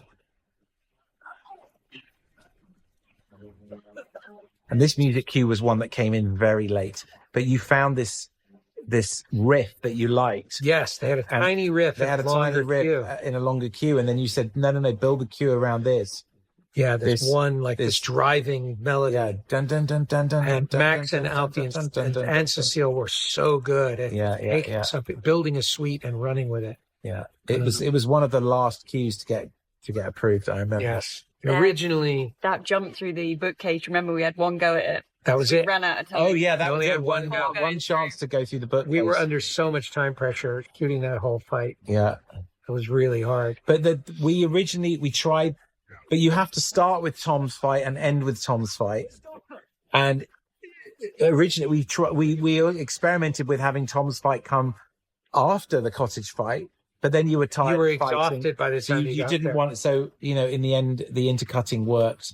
And then having this. That was Sandrine's feet. Sandrine's feet. Yes, that's right. Katie was long gone. Katie was, yeah, exactly. Yeah. And there used to be shot is probably my favorite shot. It's fantastic. There was a scene where you saw them grabbing the sled in the sled dog barn, and sort of putting the chainsaw on and all that stuff. But again, there wasn't time for it. Ultimately, we didn't need it. Well, you didn't need it. I mean, look at this. Is all real. This is It was very real. It was freezing cold. Yeah. That's the day my hand nearly froze off. Oh, Trying to reply. and we brought the wind. That was our wind. We had wind machines and snow machines on a separate sled. And of course, when you add wind in the Arctic, it just so Haley was freezing cold. The clothing kept her very warm. That was all that. But this sorry to interrupt. This graphic to tell the story, to communicate visually that the coordinates on the other side of the world was surprisingly difficult to figure out how to do effortlessly. And Mark Bristol, storyboard artist, came up with this idea of this tube going through the earth and the rotation. And now it just seems so straightforward. Obvious, but it was really difficult to find a straightforward, efficient visual way of communicating that. Originally, it was Benji's idea to transmit the coordinates on the other side, but now, because we removed Benji writing it down, now you feel that Donlo did it. Donlo, so he's the guy who came up with that idea, which is cool. And the Belgorod is a real submarine. Yes, as is the Blue Shark. This is all Eric Jenderson and Captain Ratliff. They're constantly riffing on. I love submarine jargon. Yeah, I just love it. Yeah, I don't understand a thing they're saying, but I know they do, and it all sounds really cool. Yeah. And again, all these actors, these guys who are playing the crew, they all showed up not knowing what they were going to do, and we found these characters along the way. Every little character in the movie is compelling, at least to me. Right? Yeah, I love this set. Well done. Thank you, Gary, for this set. Thank you, Gary. Very cool.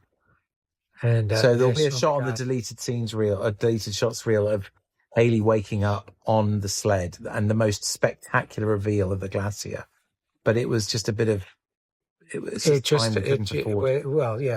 character who's supposed to be saving Ethan was asleep. Basically. Yeah, that was the issue. And we of course had an entire sequence of them crossing the ice. This shot of the hyperbaric chamber we picked up a year and a half after the scene in. Yeah, that was just to remind people of the fact that she has the decompression chamber, that they need to save Ethan. This was the last thing we shot in Svalbard. It was. We were losing the light very quickly. Well, quickly by Arctic standards, which meant over 4 hours, whereas in England it would have been 4 minutes. Yeah, exactly. Yeah, but it was this kind of eerie blue light. I remember seeing this scene. I remember editing the first assembly of this scene on our way over to our first bit of editing that we did in Maine. I remember it's shockingly unchanged from the first. Yeah, no, I remember this always worked really well, but I remember sitting on a plane with my laptop and the dailies and going through all this stuff and putting it together. Yeah. That is all real. It's all real. It's all real. Except the fur. It's not animal fur. Right. That's very important. Yeah, Jill Taylor and her team. Still very, very warm. Lovely job. Yeah. But Lucy is and she's just like, she came up with all, I mean, it was so. Yes. We created the scene on the day. I know, I love it. And it's just the way she just nods at her there. It's just so good. And then she says, "You got this." Yeah, today. Exactly. You got this. And you don't understand what it is. Well, but what I love about this, there are no subtitles. No subtitles, but you totally get it. You understand it. And then such good we used to have. This was the last shot. Yeah, that's true. Svalbard. This was. We got on the Ross Shepard operating the stable eye. Yes. Freezing because he couldn't wear his gear while he was operating the camera. And we did have another minute and a half of amazing footage of Grace and Pisa traveling across in the storms. Yeah. Had to go. So had to go. Yeah.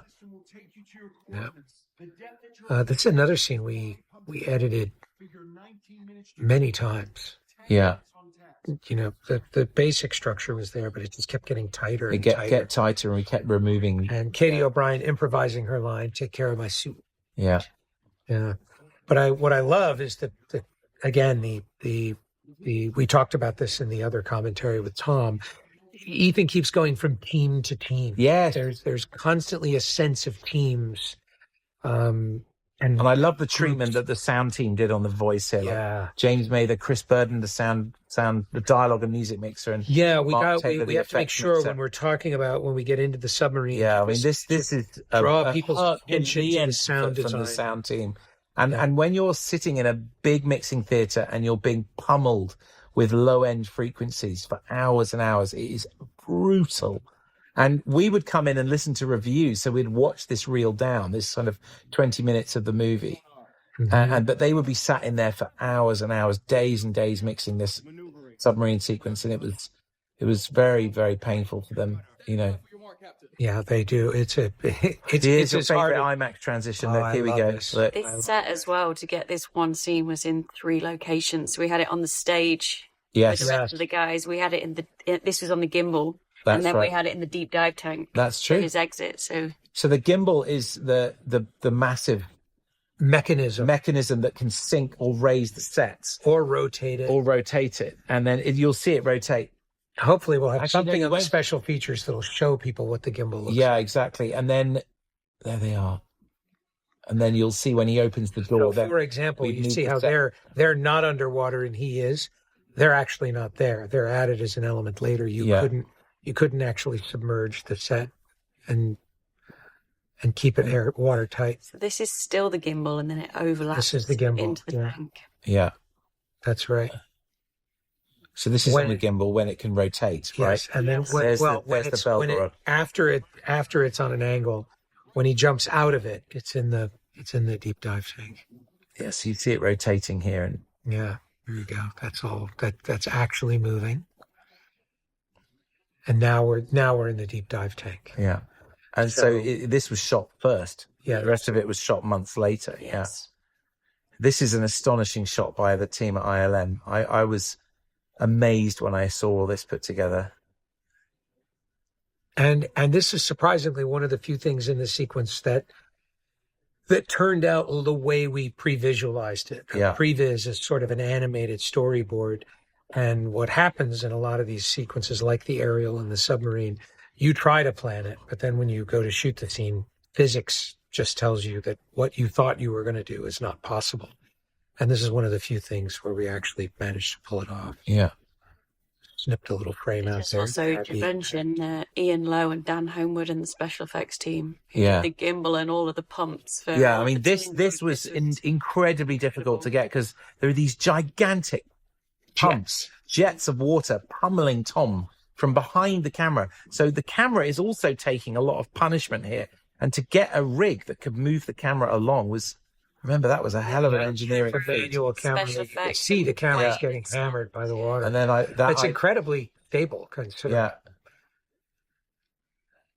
And the opportunity for scale in moments like this, it's very hard in a movie that's got so much exposition. So much of the work is close-ups and making sure you're listening to the important dialogue. Very hard to get to, to incorporate shots of scale. And that's why one of the reasons I love this sequence. There's no dialogue. Yes. And you're just able to breathe and get back from it. Yeah, you're just in the moment with the character. Yeah.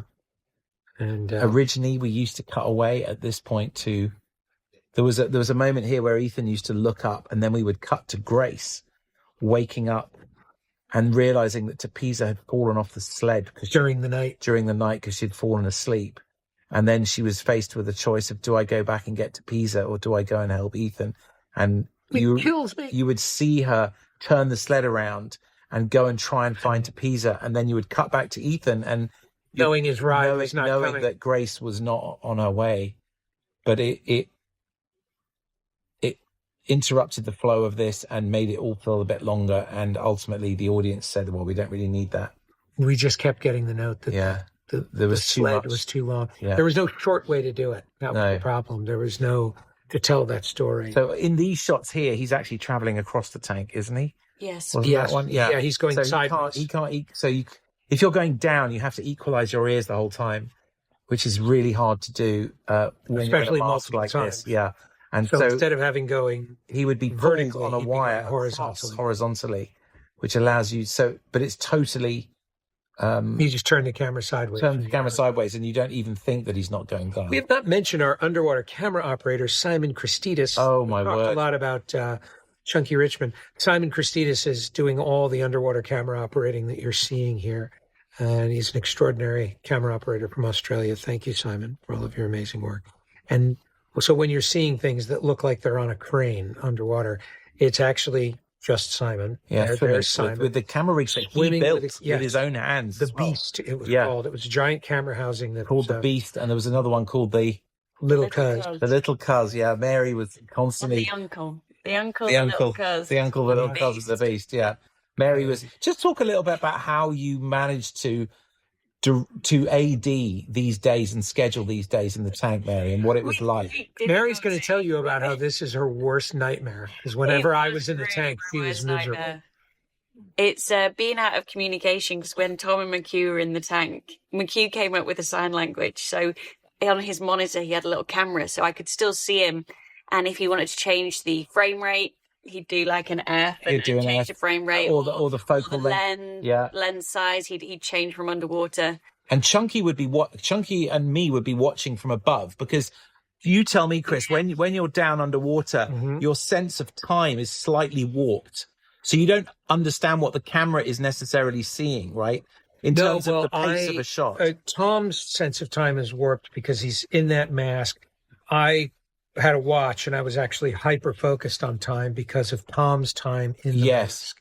And we were always, I would set my bezel whenever we go underwater, and when we were above water, I would have Mary or Daisy in my headset counting off the amount of time. Joey was the bezel watcher. Joey had an iPad with like so many stopwatches going. Yeah, she would be like a stopwatch for all these different things, so she could. And she was so good. The moment she always reminded me, McHugh, she went to set your bezel, McHugh. Yes, exactly. Set your bezel. Yes, and so there was a whole routine. So I would hear Tom's in the mask, and I would say, bezel is set, and True Live is on, meaning my headset, I could hear Tom in his mask. That's right. I could hear him. That's when I was above water. If I was underwater, I was looking at my bezel. And by the way, this is VFX, so it was not frozen in there. So all the ice crystals were added with VFX, and all the Atmos. That's the other thing that is a totally beautiful, subtle visual effect, is there could not be any Atmos on the sense set. Of fog in that there. Sense of fog in there is all added by ILM. We couldn't have the fog in there. Normally, look at it. It's so difficult to do that. They have to track his light and animate the shafts of light coming out. Look at that. That's just all perfect. added later. Yeah. And these shots were also created by ILM. The shots. And you were particularly obsessed about the level of light underwater, Eddie. How dark was too dark? This was Ross Shepard with the stable eye. Yes, all of these shots are being operated by Ross Shepard, who's holding what's called a stable eye, which is it's like a ring with the camera in it on a remote head. So Chunky is operating the pan and tilt, and Ross is holding the camera, carrying it around inside the set up to his waist in water. The camera's on his back, wrapped in plastic so it doesn't get wet. It was very, very complicated. This was originally at the beginning of Dead Reckoning. Yes. This whole scene was originally at the beginning of Dead Reckoning, much longer. Much longer. And we cut it out like way early, and knowing that we'd probably find a place for it in here. And it was original. It was the opening, the very original opening of this movie was part 2 of the Sevastopol. Correct. And you just didn't know who the characters were. You weren't connected to it. It was our first attempt at demonstrating, reminding the audience of the entity.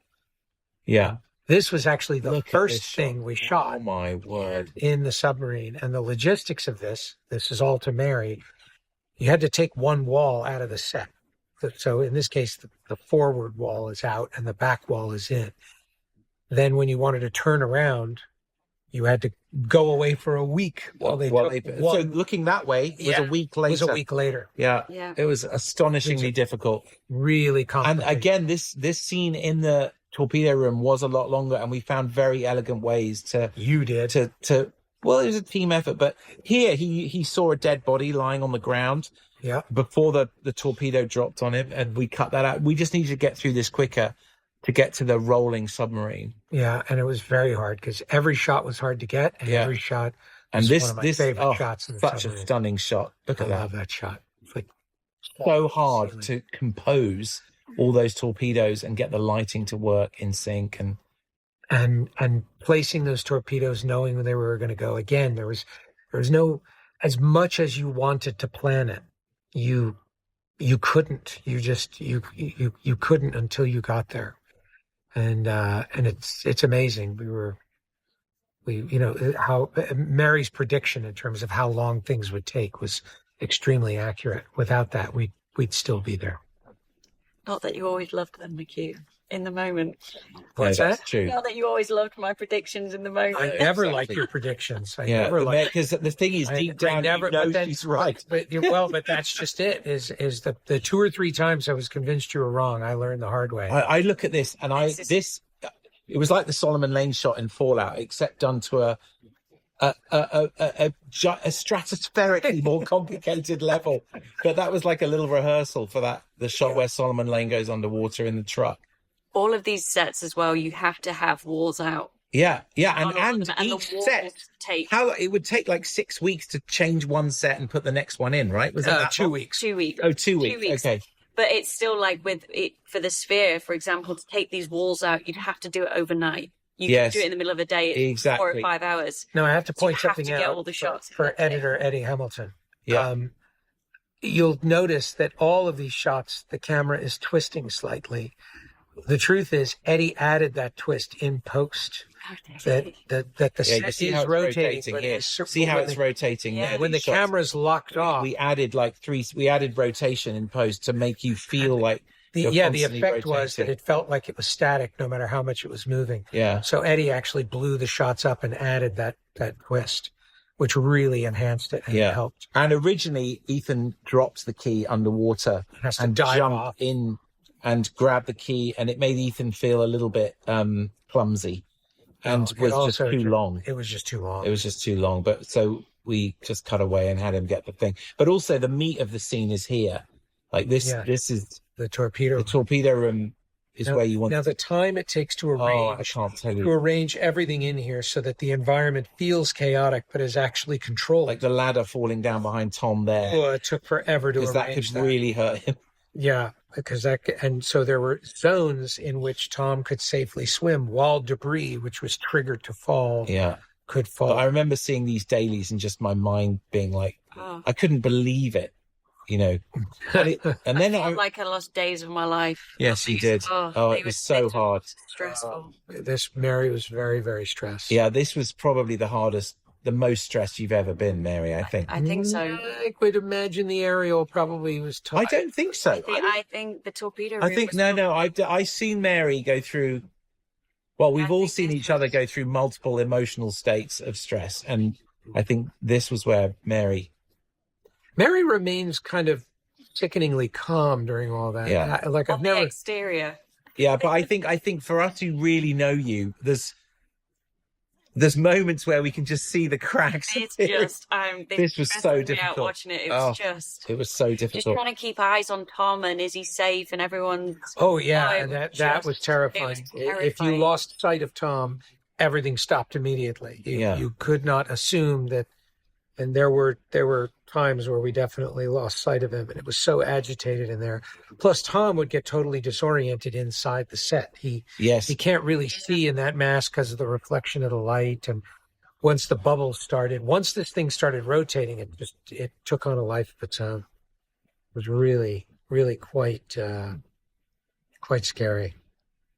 There was a lot of debate. I mean, this scene was originally, I want to say, like 12 minutes longer in total. Yeah. And we really went through every shot and trimmed it down to it. There was also a story where he set a 10-minute timer on his wrist, which you can actually still see in some shots.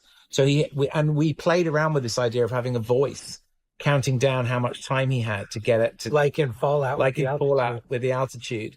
And it just made the sequence long. Yes. And and ultimately you just didn't need it. You know, and it slowed down everything. He would be looking at his watch. Now I love the sound treatment here. It just sounds so claustrophobic. Thank you, Chris Burden. And thank you, Chunky Richmond, for obsessing about the angle of the torpedo tube. Yes, exactly. Obsessed about that. You see how the lines are going into the top left and the bottom right He was corner. constantly remaining consistent with where the submarine was in three-dimensional space and keeping it aligned that way, and the number of meetings we had about it. Chunky also did an incredible job of arranging the platform on both sides of the tank so we could get the crane shots that we did. It was a very logistically complicated thing, both inside and out of the set. Editorially, whenever someone is taking off clothes in a movie, it always takes way longer than you want, and you need to use every editing trick you can to get the person disrobed as fast as possible, because it's actually not interesting just to watch someone take things. Well, it depends on who's disrobing. Well, that is true, but this was like, we have to just anyway, we managed to get it down to like 6 shots. And you don't really feel like we've cheated, even though it is a massive cheat. All these are massive time cheats. There's so much air that's been cut out of this. I love this stuff. It reminds me of Bishop in Alien. Yeah. Yes. And this shot was incredibly difficult to get. Very difficult. Oh, you remember that? That was the last thing. It was the last. Is there a shot in here that was not incredibly difficult? No, that is true. I can't think of one. Shooting inside the tube. It was just crazy. So we had a tube with a hole cut in it. And remember, let's just talk a bit about the music, by the way. The idea of using this. So you had this pitch for the music, which was the music should sound like it's underwater. Yeah. And you wanted to use if I heard too much orchestra, I would feel like I wasn't underwater. Yeah. So we had the Russian throat singers and the space bass from instruments, bizarre metal contraption. See Tom's skin there. Oh yeah, you can see. Yeah, that is actually the power of the jet. Yeah, the jets underwater were He was getting. But the way that the score is used is so unique. Well, the balance of score and sound design in this movie is, I think, unique to any of the movies we've done. Yeah, it's a very particular balance and a tricky one. Yeah, there's times when the line blurs between score and sound design. Yeah, this used to be a bit longer, but the trouble is, the longer he was traveling down, then the longer he would have to be swimming up. So there was a balance. It felt like he was a mile underwater. Exactly. So how do you balance the fact that he's going down for a long time? But we put a couple of dissolves in, so you feel like time's passing. A little bit of those time. Beautiful shots. Yeah, this was again in the deep dive tank. To explain the difference between the deep dive and the gimbal tank, the deep dive tank was simply an open water tank. It didn't have the gimbal in it. You could put the exterior submarine set, or anytime you see Tom outside of anything, he's in the deep dive tank, and anytime you see him inside, he's in the gimbal tank. Yeah. So we had to build these two enormous tanks. There simply weren't the facilities anywhere in the world that could shoot what we were trying to do. Yeah, this was monument. Talk about shooting this shot, Mary. Remember how we did it? This was very tricky to do. It was so difficult. It was really. What do you mean? We just went to the Arctic and did it. It's all real. Because it's like an element of him going back, and then we stitched into another element of him landing on the ice. But we shot it without rotating the camera. Yes. We had to put the ice. But then that meant he had to be floating up in one shot and down in another. That's correct. And it was very, very complicated. And then there was discussions about should the bubbles be going up or should the bubbles be going down, because he's... Yeah, and this was a huge flex. I love this transition. Well, when McHugh pitched that and we tried it out, we got it working, I was like, damn, that is so elegant. Why, thank you very much. It's so elegant. And we had our technical advisor on set for how to do CPR and how to do mouth-to-mouth. We went over this obsessively about the number of times you do it. And it's not what I remember from life-saving class when I was 13 years old. It's changed quite a bit. Yeah. Yeah. And then deciding what shots to use and how we and which frame rate to roll. The number of times we shot things. The nice thing about having a little set like this, a very contained little set, is it's easy to go back and reshoot it. And you remember we shot. Yeah, there was quite a few options. We played with different ideas. Yeah. Different lighting conditions. Yes. Really something. And nice dissolve. You repoed that shot. Yeah, that's right. The And repo is a editorially repositioning of a shot. You can blow it up and slightly change the angle. It's we're one of the doing that advantages all of the way shooting on through. digital. Yeah, 100%. Yeah. We this scene originally was split into 2 pieces, whereby she would say, it's okay. And then he said, oh, everything's all right then. And then they saw to Pisa. Yeah. At this point, they would look up and see to Pisa. This was at the point when you thought you didn't know what had happened to Pisa. Exactly. And Yes. so You right, to let them off the hook. Yeah, very. And the audience always loved the end of the scene. Like they smiled in our 2 test screenings that we did, which is not many for a film like this, but we just did not have time to do more. They would look up and you would see to Pisa, and it was like the audience was just having a hug with the film. It was so good. And yet the scene continued after that. Yes. And you felt like the audience was like, oh, I've got to eat some more vegetables now. So we just put all the vegetables together and then gave them to Pisa at the end, which was Tom's note, actually. That was Tom's note. And it was literally like 3 days before we locked picture. Yeah. This was like the last thing we did to this reel of the movie was put this scene as a continuous scene. And then have to Pisa at the end. And it required quite a lot of editorial gymnastics to make it work, to make it feel like it had always been planned like this. Yes. But we got there. And I love it when you found these compositions for Tom and Haley as well, because you see how he's angled across the frame. And it was quite hard to find it. I remember Chunky and you were like moving the camera and trying to find this composition. That was it. You have to. There's no rule book. There's no manual. You're constantly finding the frame, and it doesn't really matter to us what the rules are. It matters what is the frame. There we go. So this was originally from earlier in the scene. Earlier in the scene. So sweet. And it's a different lighting setup. Yeah. Interestingly enough, there's a lantern outside, and it just none of it mattered. It's great. And then there's the plane. Yep. And our dogs, our friends, the dogs. Although a different set of dogs. It is a different set of dogs. Different set of dogs to the ones in Svalbard. Look at this shot. I mean, I asked Will. That's real, guys. That's totally real. Amazing. Now, we did have a scene before this. A beautiful scene. Benji and Ethan mourning Luther. And the truth of the matter is the scene's just... It was an emotional. It's emotional whiplash. You're in one emotional, then another, and then back to this. Yeah, and it just didn't work. And characters do need to mourn other characters if they've passed away, if you've lost them. They do, but there's and it was Tom who pointed out they do it. They have that moment where they acknowledge Luther. They do, and also it's just way too late. Yep, to be mourning. Well, originally, you know what? Originally, that we experimented with as Ethan was ascending towards the ice, we used to cut to Luther dies at the same time that Ethan drowns. Yes, exactly. Like Ethan is thinking back to that as he's drowning, and it is in one way more effective having that death come that late in the story. But it also takes you completely out of the scene, and that was always a struggle with this, with the structure. I remember the first time we showed this. In our first preview, there was a round of applause. Do you remember? When Don Lowe hands Ethan the knife. It was so... Well, there are people who don't realize who Don Lowe is until that moment. Yes, exactly. There are some people who pick it up right away, but there are other people, the penny doesn't drop until this scene. I was quite... So you're him. Yeah. Yeah. It's always fascinating. It's fascinating to see, here's what I think people are going to see, and then... Oh, here's what they actually... And I remember, who said, oh, by the way, the dogs have to be in the back of the DC-3 through this whole scene? I think it was that goes back to what originally inspired this was Thing from Another World, the Howard Hawks. Oh, wow.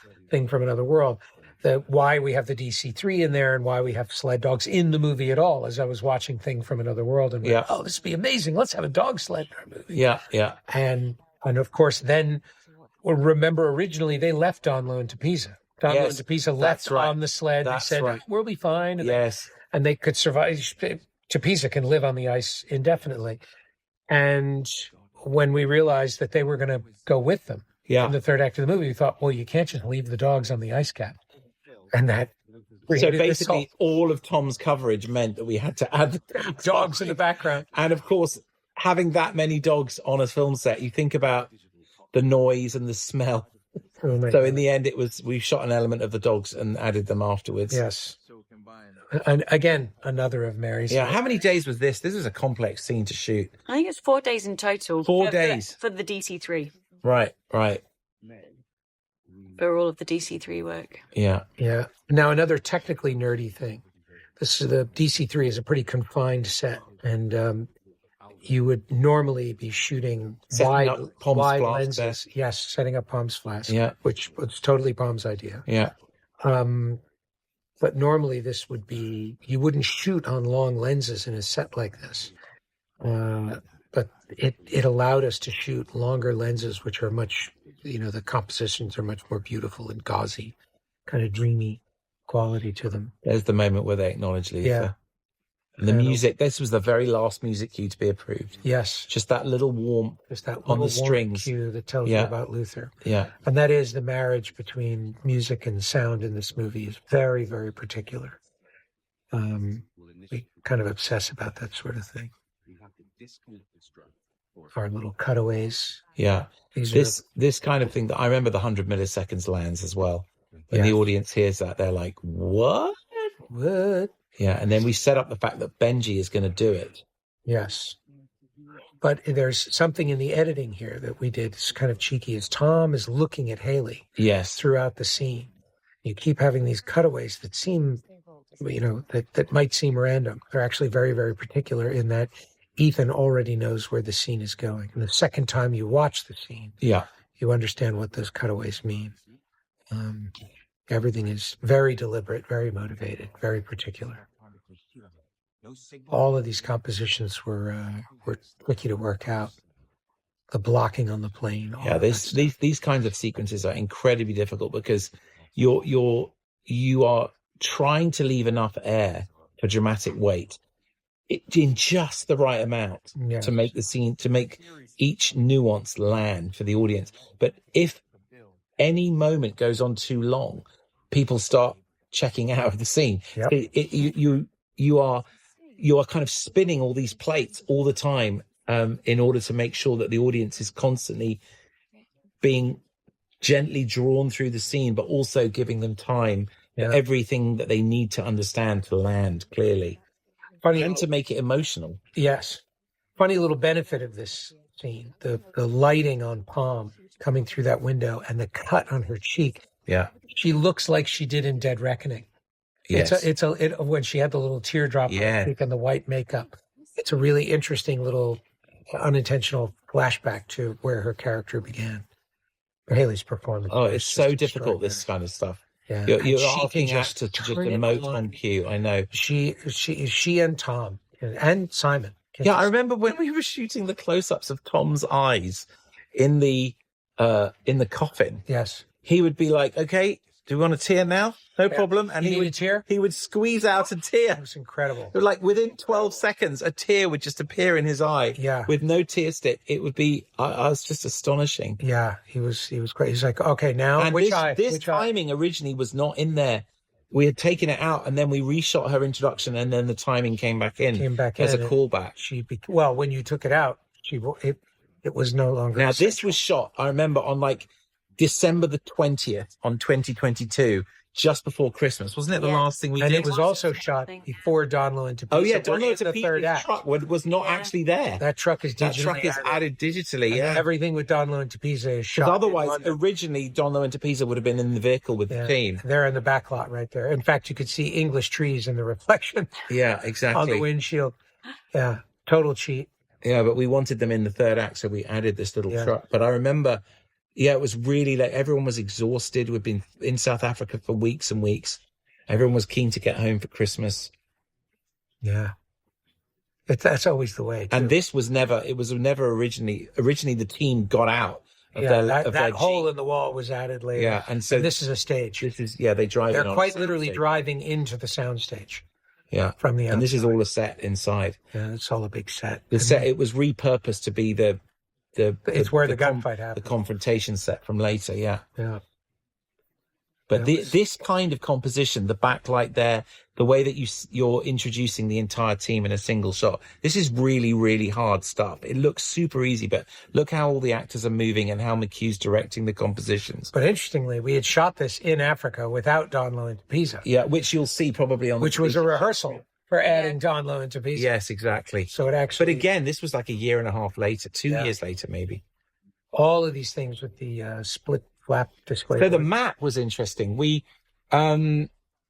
originally that map was not so featured in the story. No, but we wanted a visual way to show the entity creating or taking over more of the nuclear arsenals, and so we shot some additional angles on the map and used VFX to color it in to tell this escalating story, and it really helps. And I mean, it makes such a difference to the audience's comprehension of what the entity is up to.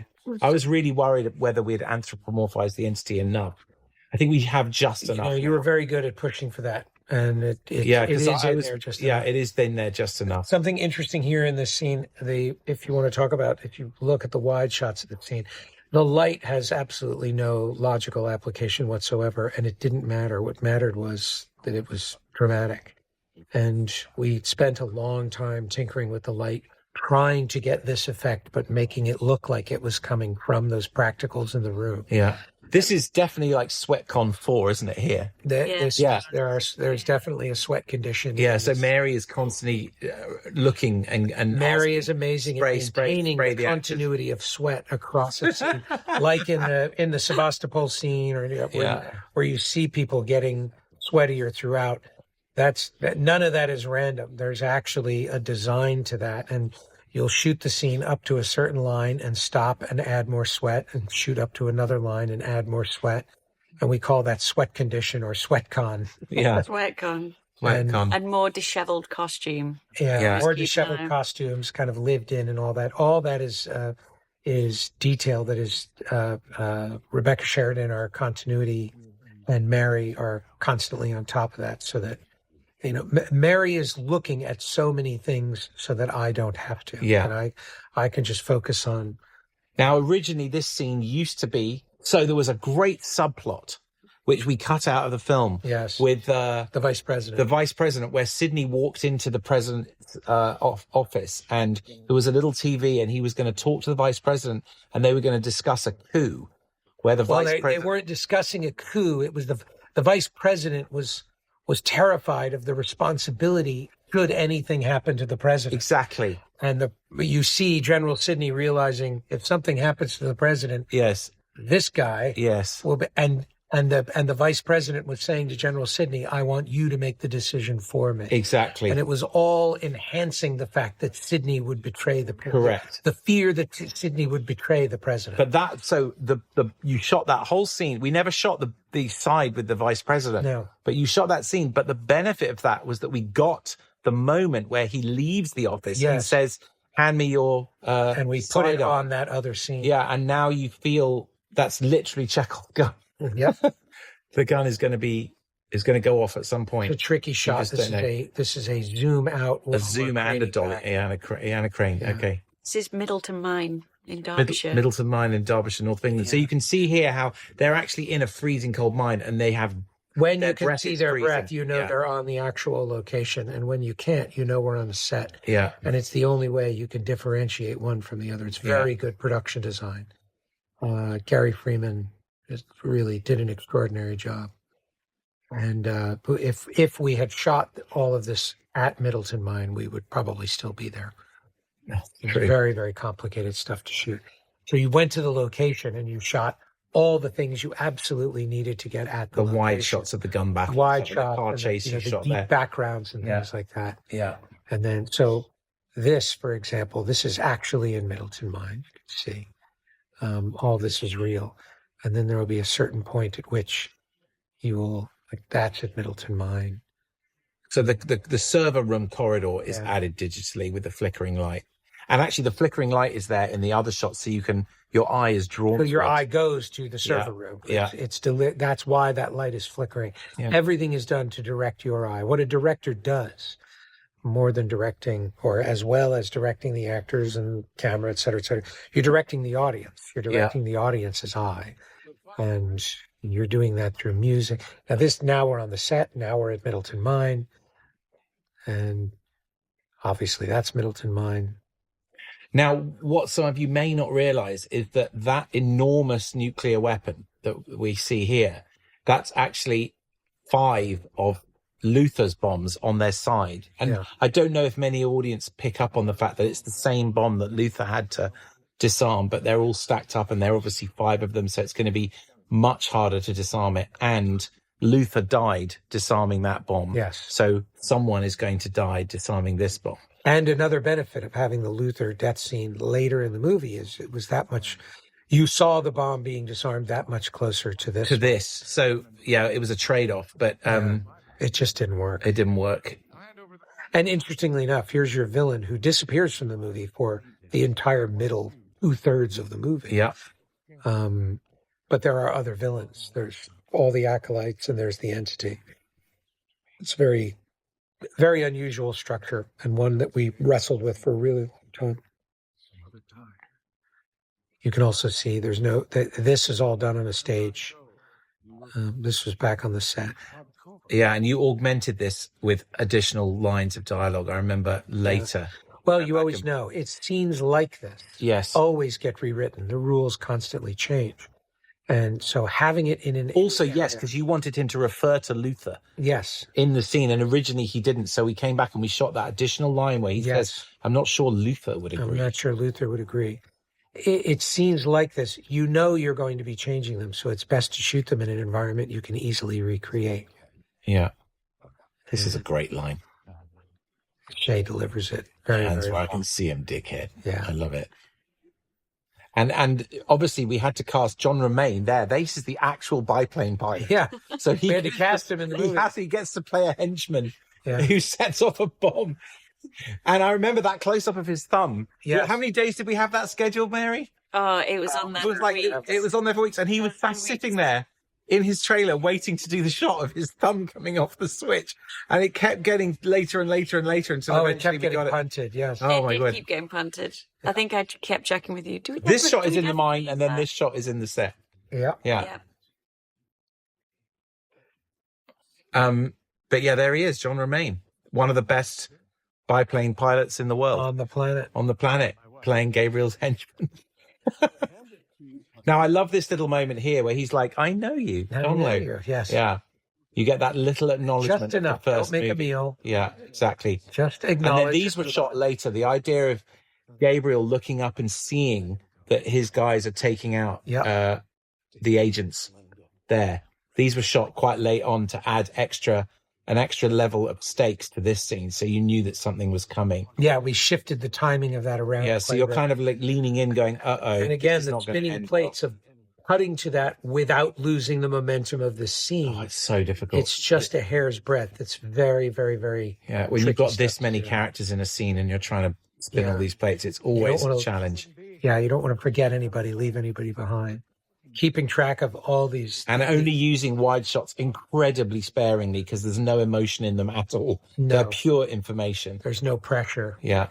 He's here and he's here. And what helps the pressure in these compositions are all the agents standing around in the background. Yeah, and even a shot like that of the pill, normally you would shoot a close-up of the pill just straight into his body. Boring, and it's not emotional. And so you end up well, it's not connected to him. Not connected to a character.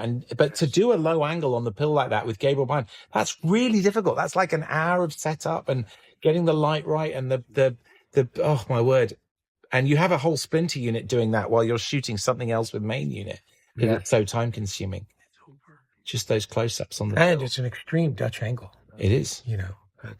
Which is, obviously style over substance, right? It's not storytelling. Yeah, everything is motivated. There you go. There it is. Boom. There it is. That's really, really hard. Well, that's to include Itai in the shot. Otherwise, it's just a shot of a thing. You love inserts where the character is in the shot. Exactly. Absolutely. But the logic of it doesn't matter to me. Yeah, and you can't do them in a hurry. No. And this stuff. Oh, a sequence like this, where you're cross-cutting between so many different characters and stories, and gun battles they outstay their welcome. That's exactly what I'm trying to say. Very quickly. So you are so sensitive to that. And originally everything was 3 times longer, 4 times longer in here. And you could never imagine it being as short as it is. No, exactly. And you shoot all kinds of overs and angles and we went back and shot extra stuff. You remember stuff that we ended up not using. I'm losing track of this thing logically. Yeah, but the way these are composed with the characters behind. I mean, this is like, look at that. There's Paris there. You're never losing geography. You're never losing them there. This is like A-list directing from McHugh. Why, thank you. Maybe A-list. And look at all the. I mean, Simon Pegg is so. I mean, look at this blink of an eye. So good. Oh, Haley found it on the day. Yeah, and look at that little nod there from Simon. What Simon is doing so good in terms of telegraphing for the second viewing. Even when he kicks the Podkovy, you see him get shot. You see him get shot. Yeah, exactly. But he's got it. And I love that line. I thought he'd never leave. It's so funny. Yeah. And then he reveals that he's been shot. Hoc Solvimus will figure it out, which is the mission motto. The mission motto. We'll figure it out. Now this, I remember, look at the energy in these angles where you've got an actor who can stunt drive a Jeep at high speed through a mine with mount on the camera where he can barely see out because there's so many cameras attached to the camera. Now, those lights that are on the wall, they were actually work lights for directing people into the mine. And we drove in the morning and said, these are cool. Let's get the Jeep to drive through here. Yeah. I'm so glad we did it. This is, again, a very dangerous place to be shooting. And this is all real. Like all of this, like these are stunt drivers. Underground car chase and sheer drops. You could drop into the next layer of the mine. Again, not many wide shots either, because again, the wide shots just are not. Yeah, they're boring. They just had no energy. And again, this scene started off twice as long. This interior shot was added like much later because Well, we knew we needed it. Yeah, otherwise we need to be. We need a car wreck. I know. We just need to be connected with Tom. That car chase was only one day. It was only one day, wasn't it? Yeah, one day. We shot all that in one day. But you've got you've got multiple cameras attached to both cars, so that's how. Well, we had multiple cars. That was the good. Yeah, that's true. You could then you could rig multiple cameras to multiple cars and do 2 or 3 passes, and you'd have a ton of footage. I remember seeing this when this is a flop shot. Tom's actually running. Exactly. That shot as well. We just went to look at the location. Do you remember? It was the end of the day, and the light was so incredible. And that shot there was left over from when Tom was actually not running from the mine. He was running from. He was running from a different set, from a different story. Like it was almost like a resort. Yeah. But again, the little shots on the pill around Gabriel's neck, they were shot 2 years later in England, because we originally had way too many of them in the movie. But it's just to remind the audience that that's Ethan's objective. And now, when you listen to the score here, you hear horns that are actually these horns are actually creating a sound very similar to an airplane engine. Yeah, and it was to integrate the score and the sound design to merge them. So you're hearing instances in which the score... right now they're hearing the mission theme play, which is a great. Yeah. We're just celebrating the fact that Ethan's on the plane and he's somehow going to try and get the pill from Gabriel. Yes. I had Max and Alfie and Cecile watch William Wyler's Best Years of Our Lives. There's a scene at the very end of Best Years of Our Lives in which a World War II veteran goes inside a B-17. It's in a junkyard. Yeah. And he's remembering the war and how Wyler uses score to create the sounds of the plane coming to life. Yeah. And so I showed them this scene. It's a really great movie for anybody who hasn't seen it. It's right at the end of the movie, isn't it? Right at the end of the movie. And it's a hugely influential scene on Steven Spielberg. That's true. It's his favorite film, and it's one he talks about all the time. And so I had them go and look at that because we were very nervous that the sound of these engines would become monotonous very quickly. Yeah. It'd be very punishing and wear you out. And there was a real unknown as to what the balance of score and sound would actually be. And the two ended up merging. This is the Oliphant's River. This is a nightmare. And you'll see there's a special feature we're going to do about how complicated this was to film. And Mary and McHugh are in a helicopter which is lower than the red plane. Yes, when you see this, just know that there's Tom Cruise, and Mary and I are actually lower than Tom. and off to one side. Yeah. The rotor of our helicopter, piloted by Will Banks, we're in the helicopter with Will. It represented the hairiest thing we've ever done. So if anything went wrong with the plane, we went with it. Yeah. So, Mary, talk about how long we were filming the aerial overall. In total. Yeah, so it was 2022. It was spring. 6 months in total. Yeah, it was so five. It was like was it like March, April, May, June? No, February, March, April of 2022, and then like November and December of 2022. Well, yeah, the weather wasn't it? Yeah. Something like that. It was 3 months because then you had to go to the junket for Top Gun, and then it was 2 months later in the year we came back and filmed. Now, something I want to point out most critically about all of this. Yeah, every single one of these camera positions, the camera has to be rigged on the plane. The plane can only ever carry 2 cameras. Yeah, and you're talking about dozens of camera positions. Yes. All of which have to be kept track of by Mary Boulding. Yeah. All of that rigging, all of that has to be organized, and you have to decide the day before what you're going to shoot the next day. To tell the team to rig the cameras. To tell the team to rig the cameras. We had 4 airplanes, 2 red and 2 yellow. So you rigged 2 planes with 2 camera rigs. Yeah. And when you shot one in the morning, you would send it to be re-rigged. So ideally you could by the end of the day, you could shoot another rig. But of course, you'd lose the sunlight. So sometimes you couldn't do that, or the weather would change. And Mary was in a constant game of organizing and reorganizing and reorganizing the rigging. Yeah. And it's extremely time consuming, and it's an enormous game of painful mental math. We had a bulletin board with every camera position on it. And when you finally finished every shot that camera, every piece of action that rig would capture, you could cross that rig off your head. And every day that you managed to get rid of one rig was a huge triumph. Well, there were morning rigs and afternoon rigs as well, wasn't there? So if we didn't complete the rig. Yeah. All these shots here inside the cockpit were filmed in England. 2 years later. In the air. Yeah, in the air. Because you could not simulate that wind on Tom's face. Exactly. You could never simulate it with a fan. And it was more dangerous to simulate it with a fan because any particles that went through the fan would potentially blind Tom or kill him.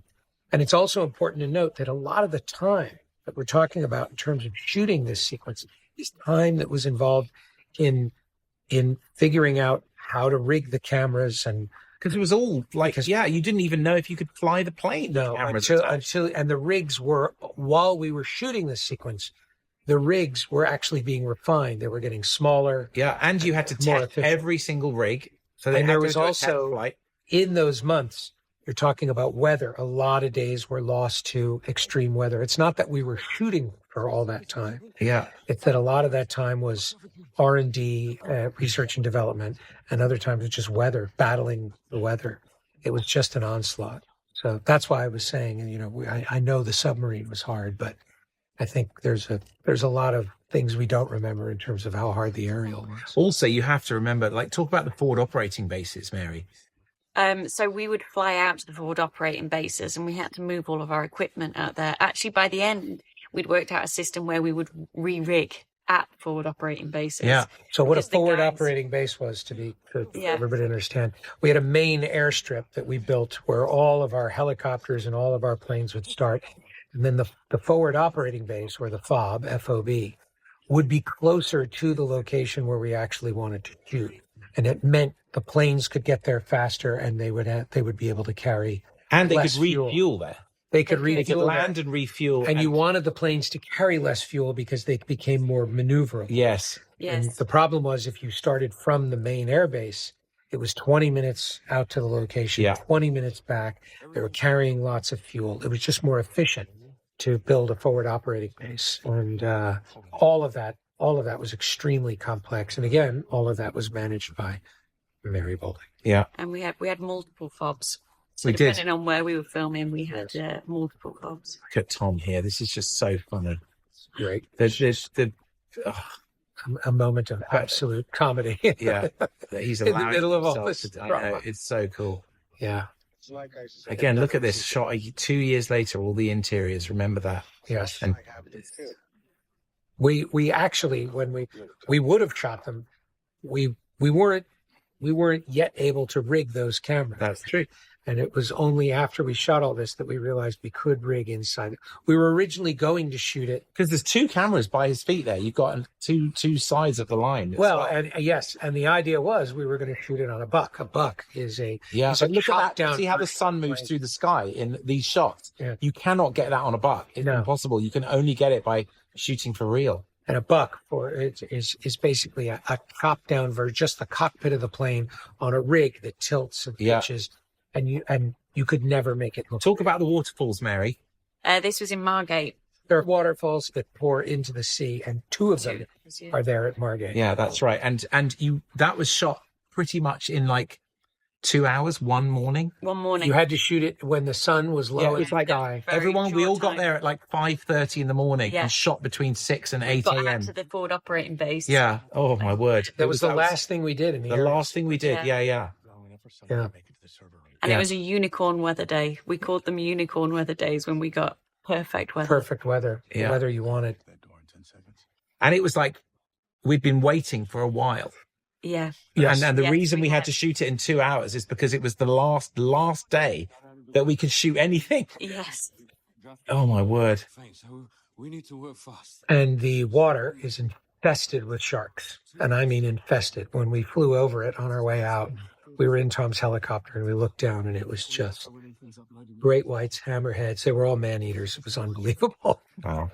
And you remember when Tom did the Super Bowl ad with the Sky Guy? Oh, yes, I do remember that. He did it over similar water. Oh, my word. It was sure. If anything went wrong and he landed in the ocean. This is a great Simon Pegg moment. Benji! Yeah, the red ones.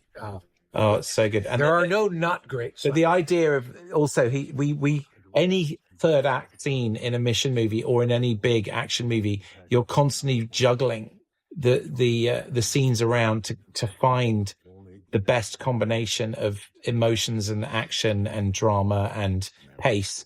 And the fact that he wakes up and says the red one, and then you cut to DEFCON 1. DEFCON Red 1. Yeah, that was a now very all late of this discovery. business, and there's a lot more of it. We shot the entire process by which this is all authentic. This is all again, exactly what Eric happened. Jenderson and his amazing research. So the biscuit they create every single day for the president, and he's briefed on the code. So the president has to identify the exact code. To make sure that another unicorn weather day. The clouds. We wanted to be able to climb into clouds without having to climb up into clouds. And periodically we would come to work and the clouds would be hanging low over the ground. Yeah. And Mary would check the weather every day and call me every morning. And there were 2 or 3 mornings when the clouds were just like that. And this, I remember you shot a lot of cloud stuff. Yes. And it ended up being quite brief in the movie, but we had an idea of them kind of sneaking around and following each other a little bit like the end of Star Trek 2. Mutara Nebula. Yeah, the Mutara Nebula. We wanted to try something like that. But, the movie's too long, ultimately.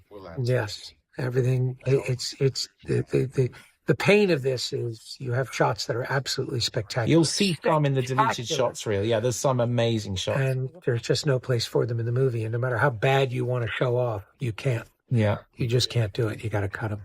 And all those shots of Tom flying is him flying solo with cameras rigged to the plane. That's true. Yes. That's Tom operating the camera, basically. Another complicated shot from Chunky. That's all done with a Steadicam, and it's not easy. This is done with a Steadicam. Not easy. These are deceptively complicated shots to do. But there was no way to get a crane in that room. Yeah. So it all had to be done on the Steadicam. I remember when we first put this together, making this work seemed insurmountable. Do you remember we were sat there watching this going, how are we ever going to find the rhythms? How are we going to be able to cut away from Tom this long? Exactly. And there was a place where we could break this scene up into 2 when she's on the phone.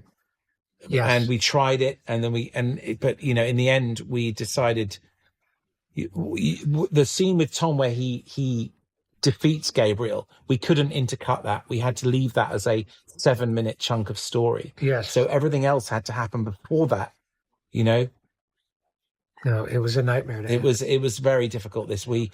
But again, all of this stuff was shot in the middle of Dead Reckoning because it was the only time Angela was available. Yeah. So there was no way to anticipate. You had to shoot, and then you had to just have faith that you would be able to cut your way out. Exactly. But again, that camera move is all chunky on Steadicam. Yeah. It's an extraordinary piece of camera work. It's a really, really and the way the colored map adds texture to all these shots, reflection shots, was a happy accident as well. And all of it is added digitally. All of it is added digitally by the team at Rodeo in Canada, who did an amazing job. Thank you, Rodeo. Yeah, thank you, Rodeo.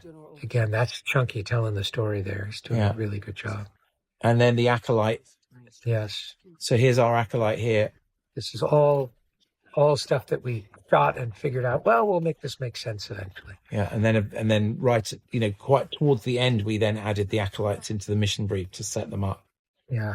There was a whole scene talking about that when after Hagar attacks Ethan on the submarine. Yes, there was there was a great scene where he talks about remember that? Where he talks about, the entity being offering one truth, and it'll be a great day for humanity and all that. And again, there was no time for it, but it was really good. Yeah. It's just Nick. All these actors just really extraordinary, and Nick was having just the time of his life. He just loves this kind of movie. Yeah, and was really enjoying himself. All the split flap displays were done with VFX, with ILM doing that. Yeah, it's very difficult to build split flap displays, and they don't really exist in the world anymore. So it was easier to do them digitally. So this is a little nod to the entity before we see all the missiles. That's you. That's Eddie Hamilton. I was like, we've got to have Eddie the entity Hamilton. in there. Was just you that you were a dog with a bone on that idea. You were just like, I want to see the entity. The 9 nuclear nations. Yes, and good luck. And good luck written on the Russian missile, which is also written on the torpedo at the beginning of the first movie. Yeah, a little tiny nod to Dead Reckoning. Push the power back on. All of these little bits of business, the cutting the wires, et cetera, it's all very complex stuff to work out. And you want to feel like the team have been busily, actively doing all this stuff while we're away from them as well. And originally they weren't talking to one another. And we went back and got little pieces so that Tarzan and Haley were talking to one another. They were connected. That was a late addition in the story. A lot of Haley's stuff inside the box was all stuff we shot right before Christmas break. Yes, it was one of the last things we Christmas shot. 2024. Yeah. And all of this stuff is very painstaking, very exhausting to shoot. So this is where we had one of our great stunts that we cut out, where Ethan used to fall away from the plane and then to have another two attempts to get on Gabriel's plane. And you'll see it in the deleted footage montage. Yeah. A spectacular stunt, which Eddie kept telling me, you're going to cut it out of the movie. And I kept thinking, you're crazy. It's an amazing stunt. And sure enough, he was right. Now, you have to think about this. The red plane is not damaged. So every shot where you see the tail damaged, ILM have digitally added the tail damage, which is a lot of shots. And then you see the plane disintegrate. And the wobbling wing. The wobbling wing, all of that stuff is all added painstakingly later in every shot. And Tom has safety wires attached to him, which are all meticulously painted out as well. Kind of invisible visual effects, really. Now, here's an example of where music and score. This is where in the big wide shots, this was a genius idea from McHugh, where he's like, let's score the wide shots because the engines won't sound interesting. In the close-ups, we can be in the moment with the wind and the punishment of Ethan in terms of his but every time you cut to a wide, it just went. Yeah, the sound just went a bit dead. So that's why you hear the music stabbing over the wide shot. And these were all written and recorded quite late in the process. Yeah. We've been experimenting with this idea for a while. But it's an extremely innovative way to score a sequence like this. That is the one shot in the sequence that's not shot with a helicopter. It's shot with a plane called a Yak, and the Yak has a camera mounted under the wing, and the Yak could roll simultaneous with the biplane. Yeah. That was the only way to get that shot. So this footage is just astonishing. Like the way the light moves and the way there's a shot coming up in a moment, which for all of us is like one of our favorite shots in the whole movie. And you're looking at the most extraordinary combination of camera operating and light and engineering and acting. And it's coming up in a second. We had to teach the pilots photography. This is the shot. Look at that. It is one of the most astonishing shots in movie John history, Romain and quite frankly. Will doing an amazing coordination, because you've got to remember that camera is attached to a helicopter and that plane is coming right at it. Yeah. And that shot where the plane is coming straight up at the camera. We just had to perch and wait for John Romain to come flying at us and hope that he bailed out of that turn before he hit us. So you're talking about an incredible amount of coordination between those aircraft. It's an extraordinary bit of piloting. And I would say we had about as much footage from this whole sequence as we did for all the aerial footage on Top Gun Maverick. And it was, I mean, a daunting task to go through it all and put it all together.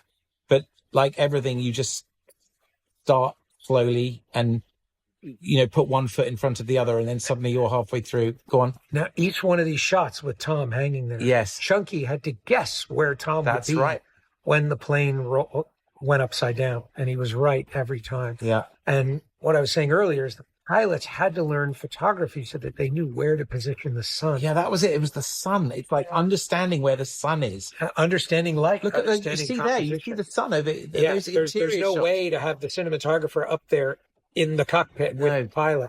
So we all had to have briefs to know where to put the light. Look at that beautiful backlight there. I mean, that's really, really hard. That's a shot lit by the pilot. Yeah. Because he has a little monitor so he can see what the cameras are collecting. Yeah. So he knows where to put it's an extraordinary bit of. And this is where you allow the score to soar along with the sound effects. Yes. So we have a big celebration of the mission theme here. And this was actually surprisingly hard to get right in terms of the tone of the demise of the villain of the movie. Yes. It didn't work for quite a while. And this was added quite late, the sliding down the slide and him looking down the belt. Yeah. Him looking and also scared. The ripples in his face. There's no way to do this practically. The ripples in his face were added with VFX. But we added the ripples in his face because you can't simulate that kind of wind. Yeah. And I remember when we got this working and the audience reacted the way they did, it was such a relief. Oh my God, was it ever? It was the best. Yeah. And everyone understood that, you know, that was the end of the villain. Yeah. I mean, look, there's so many shots here where you're just going, you're being overwhelmed with, this is so how on earth did they ever film this? I don't know. And it's a 2 shot. Here's Tom operating the smoke machine. Yeah, it's a 2-second shot, and it's just so much work from so many people to get that to you. And the camera, he had to roll the camera. Everyone's rolling the camera. Do everything. You had to train these guys. You had to train the pilots to operate the cameras, when to cut, when to roll, where to put the sunlight. And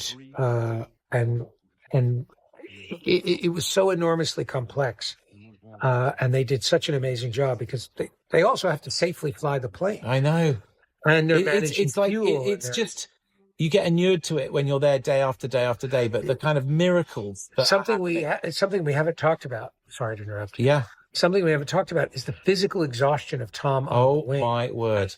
And that the punishment of being on the wing, there were times when he would stay on the wing in order to get the shot and was on it so long that he didn't have the physical strength to get back into the cockpit. I know. And he'd have to rest on the wing of the plane. And the plane was running out of fuel. Yeah. And the plane couldn't land with him on the wing. Correct. And there were times when it was like a Rocky movie. We were just in the helicopter, helpless, couldn't communicate with him, just willing him to get up and get back in the cockpit. This, I remember seeing all this footage come in, just being... It's just unbelievable. Like, also the burning chute. Yes. Because I was there every day you did it. Like, we were all like, we were right up the top of a mountain. Do you remember, Mary? Yeah. And then Wade was looking with his binoculars, and he could, oh my goodness. Well, there's a special rig. There's a special rig that's digitally painted out. There's a special rig on Tom's chest with a switch that allows him to ignite the parachute. How we did it, we would soak the parachute in fuel for 30 minutes inside of a Pelican case.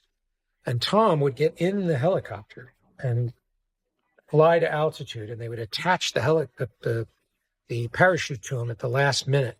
And there was a guy standing in the helicopter ready to kick Tom out of the helicopter if the chute caught fire before he was out. Yeah. And so Tom would jump out, the parachute would drag out after him and open up, and he'd have 8 seconds to ignite the parachute or else the fuel would evaporate and you'd have to do it all over again. It was extremely complex and very, very dangerous, and we should all have our heads examined. This was a really wonderful day. I remember this again in one of our first previews. The audience, there was a round of applause when Donlo and DePisa turned up because they had survived. And of course, they all think Tarzan. And they think, oh no, Tarzan didn't make it. And then, oh yes, he did. They're so relieved. It's the best. Very satisfying. When it works, because McHugh has planned all this, and you wait 2 years to show the film to people, and then it works. It's just so rewarding. Very satisfying feeling. And then there's this moment here where, look at Paris. It's astonishing. And then look at Benji. And a lot of the audience are thinking, oh my, no, they didn't.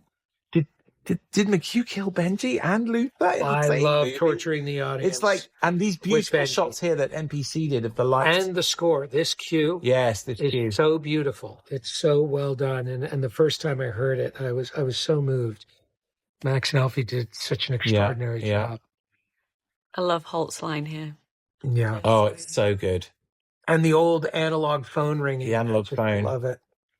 I just love it. I love analog in my movies. Really something. This was a great excuse to just make everything analog. Yeah. So this piece of music, Alfie wrote as a suite. Mm-hmm. It was called Entity Fate Hopeful. I remember. And I remember I threw it on the scene after because we edited the whole, you edit mute, or just the dialogue. So all we had was Luther's voiceover. And the thing is, remember, this was, I have a recollection that this was like 7:30 in the morning or something. Oh, it was earlier. The mountain. It was about 6:30. 6:30 in the morning. Yeah. And there is no voiceover there. You have McHugh just off camera. I'm making it up. You're making it up on the moment. And Ethan, Tom is reacting to what McHugh is saying, all these emotions. I'm really just talking about the movie. The movie, and Ethan, and so Tom is reacting to McHugh just off camera. I'm just telling Tom about his friend, and and sometimes I'm doing Ving dialogue, and sometimes I'm just telling Tom. Look at that emotion. And Chunky's going, oh, I can't hold the camera. Chunky's going, oh, fuck. Oh, because he can't. He's in such a weird position. And Tom, in between his tears, is going, Chunky, when you're done, I'm trying to act. I was trying to act here. I know. And it was literally, and everyone had got up at 4 a.m. to fly to the top of the mountain to be rolling cameras by 6 a.m. It was look at this shot. The generator died just and by the before way, Tom arrived. The generator died. Go on. We had a generator, and it was just a petrol pump because it was the only thing we could get up there, and it died just before Tom had arrived. And it was a unicorn weather day, so we had to get the shot, and we had to sling load a generator from the parachute base and sling load it in. And the sling load heli with the generator was coming in as Tom's coming in at the same time in the heli, and we had to quickly cut it before he landed. To get my the shot. word! It was a day. I remember you wrote this voiceover, and we had all these great vignettes, McHugh, and then it took us, I don't know, we spent like the best part of a day doing this. Oh yeah. And we hadn't quite figured out where all the voiceover lined up to the images. Mm-hmm. And it was like, as you say, you're doing it by sense of feel. Yeah. And some of the ways it lined it up were lined up. No, we just carved out a few of the lines. Exactly. There were just little things that were suddenly, and you just followed the emotion of it. And I remember feeling this come together. Yeah, I remember this always worked. This moment. This worked without the voiceover. Yeah, this was so effective. And the fact that here's a character who you've never met showing up in the movie, and you feel such an affinity for these two people. And how did we shoot this? It was at, where were we? Dunsfold Aerodrome, that's right. And that was like a British Airways plane, wasn't it? It was, yeah. British Airways, and we just we digitally skinned it to look like Air Force One. It's so good. Yeah. Kwabene, that young actor. really amazing. And boy, the weather gods smiled on us this day. I remember this. I remember Beautiful this footage coming in and looking at it and just going, oh, how on earth did you guys pull this off? This was a thunderstorm. And there's 3 helicopters that all, I mean, look at that. And Oh yeah, there's the thunderstorm back there, right? Yeah, there it is. That storm is coming right at us. We're in such a panic. We had to get our day and had to get out of there. And you can't mess around with aircraft and lightning. And so we just, when it was time to go, we went. And we were desperately trying to get all these shots in time. This is a little insert we shot in England ages later. Beautiful special effects there of the self-destruct. This always worked as well. I remember getting these dailies and just seeing this and just tonally it just worked perfectly. The way is so beautiful. Henry reacts and the way Shay is stood back there, everything is just great. Yeah. Really something. And we weren't fully settled on the notion of the drive yet. This was in one version of this. That was the end of the entity. We hadn't quite settled on that idea, I think. This music cue as well. This little moment of interaction between Ethan and Briggs and the way the music blossoms here. Yes. But you remember, we originally cut it to music. Yeah. And it was too long. It was too long, I know. So we had to trim out 4 bars of music, you know, and then Cecile and Max and Alfie pasted it in to make it work. But the majority of this sequence, from the time the parachute opened, yes, from the time he did it, that son of a bitch did it, until the end of the film, is the majority of it is... Yeah, it dictated by a piece of music that Max and Alfie wrote without ever having seen. Yeah, absolutely. They gave us this transition. I remember when we found that crossfade, it was just it's beautiful. But I'd rather be lucky than good. I remember Cecile said, "Look, just in case you want to try this, get some time out of this scene, I've done it 2 beats per minute faster and 4 beats per minute faster." Right, but look at that egregious cut. That's a huge jump. Totally works, but. When you're looking at every second of screen time is valuable, I tried a version of this whole like 8 minutes of the movie a minute shorter, and it just lost everything. You know, I tried. I'm so glad you never showed me. No, but I did it just out of due diligence, and then I did one which was 30 seconds shorter, and again in the test screening when people applauded. People applaud when Benji comes around the corner there. They're so relieved that he's alive. Oh, it was so nice. And the way that, like, Simon just, like, the emotions are perfect. And I love the little smile that Pom does when she looks at Benji. I mean, look at the emotion on his face there. Yeah. The relationships you're feeling between. And so, yes, when you shot this, Mary, you had to redress Trafalgar Square. How long did it take? Like 2 hours to redress? 2 hours, yeah. Yeah, and then you shot till like 2 a.m, didn't you? Was it a bank holiday weekend to go into the Monday? I don't remember it being No, maybe it wasn't a bank holiday. But still, like, everyone is very tired. Like, all this coverage was shot at like 1 a.m, 2 a.m. Oh, everybody was exhausted. Yeah. It was a long day. It was a very long day. And this was an insert that we picked up on a stage later. We shot it in Trafalgar, and it just looked terrible. Again, inserts shooting across things into depth. It was just getting that shot much more elegantly. And this almost informed. This did when we cut this together. Yeah, this informed, and then realized from their performances, because we really didn't know what the story fully was. We let their performances tell us what their earlier relationship was. Yeah, and this idea of Ethan keeping the entity. I'm just hearing the bass flute here. Remember how we added this moment with the bass. This motif with the bass flute at the end. Oh, that was Tom's note saying, bring the theme in earlier. Yeah. Bring it in earlier still. And you didn't want to bring it in too quick, but you couldn't bring it in too late. And the way it changes over Benji, I remember like almost shedding a tear when I first heard this cue. Oh, yeah. Oh, it was so good. And again, all the background directed by Mary Boulding. Yeah. And all of these food trucks and everything arranged. It was so crazy. The trucks were tricky. Yes. And this was the there we go. And Nick, give everyone Nick Deegan and Chris Brock a big hand. And there's Mary's credit there. The well Chris done. Brock, who's been working with us going all the way back to Bravo. all the way back to Valkyrie, and Mary Bolding going all the way back to Edge of Tomorrow. Yes, Gina, wonderful Gina, and then James Mather and the sound team, Chris and Mark, this amazing, very patient sound mixers who won an Oscar for Top Gun Maverick with us. And God bless Catherine Farrell for getting us steering this ship in post-production. This was a tough post-production. Yeah, this was very compressed. Very compressed. And normally when you're doing post-production on a movie, first you edit the movie, and then you do the music, and then you do the sound. We were doing all of those things at the same time. We were bouncing back and forth from one to the other. You could never get your footing. And so the picture was constantly changing. The sound was constantly changing. The music was constantly changing.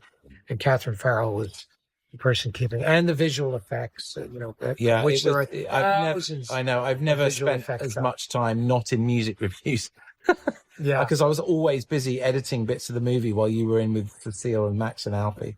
Yes. Anyway, it was really, there's really Chunky there and the rest of the camera team. Yeah. And for all the people we were talking God bless Lloyd and Lloyd, who's sitting here. Hey, Lloyd. Thank you, Lloyd. You can hear us now. There's my assistant editors. God bless all my assistant editors. Yes. Timmery and Sarah, the for music everybody editors. You heard us mention, there are 1,000 other people that we were not able to mention.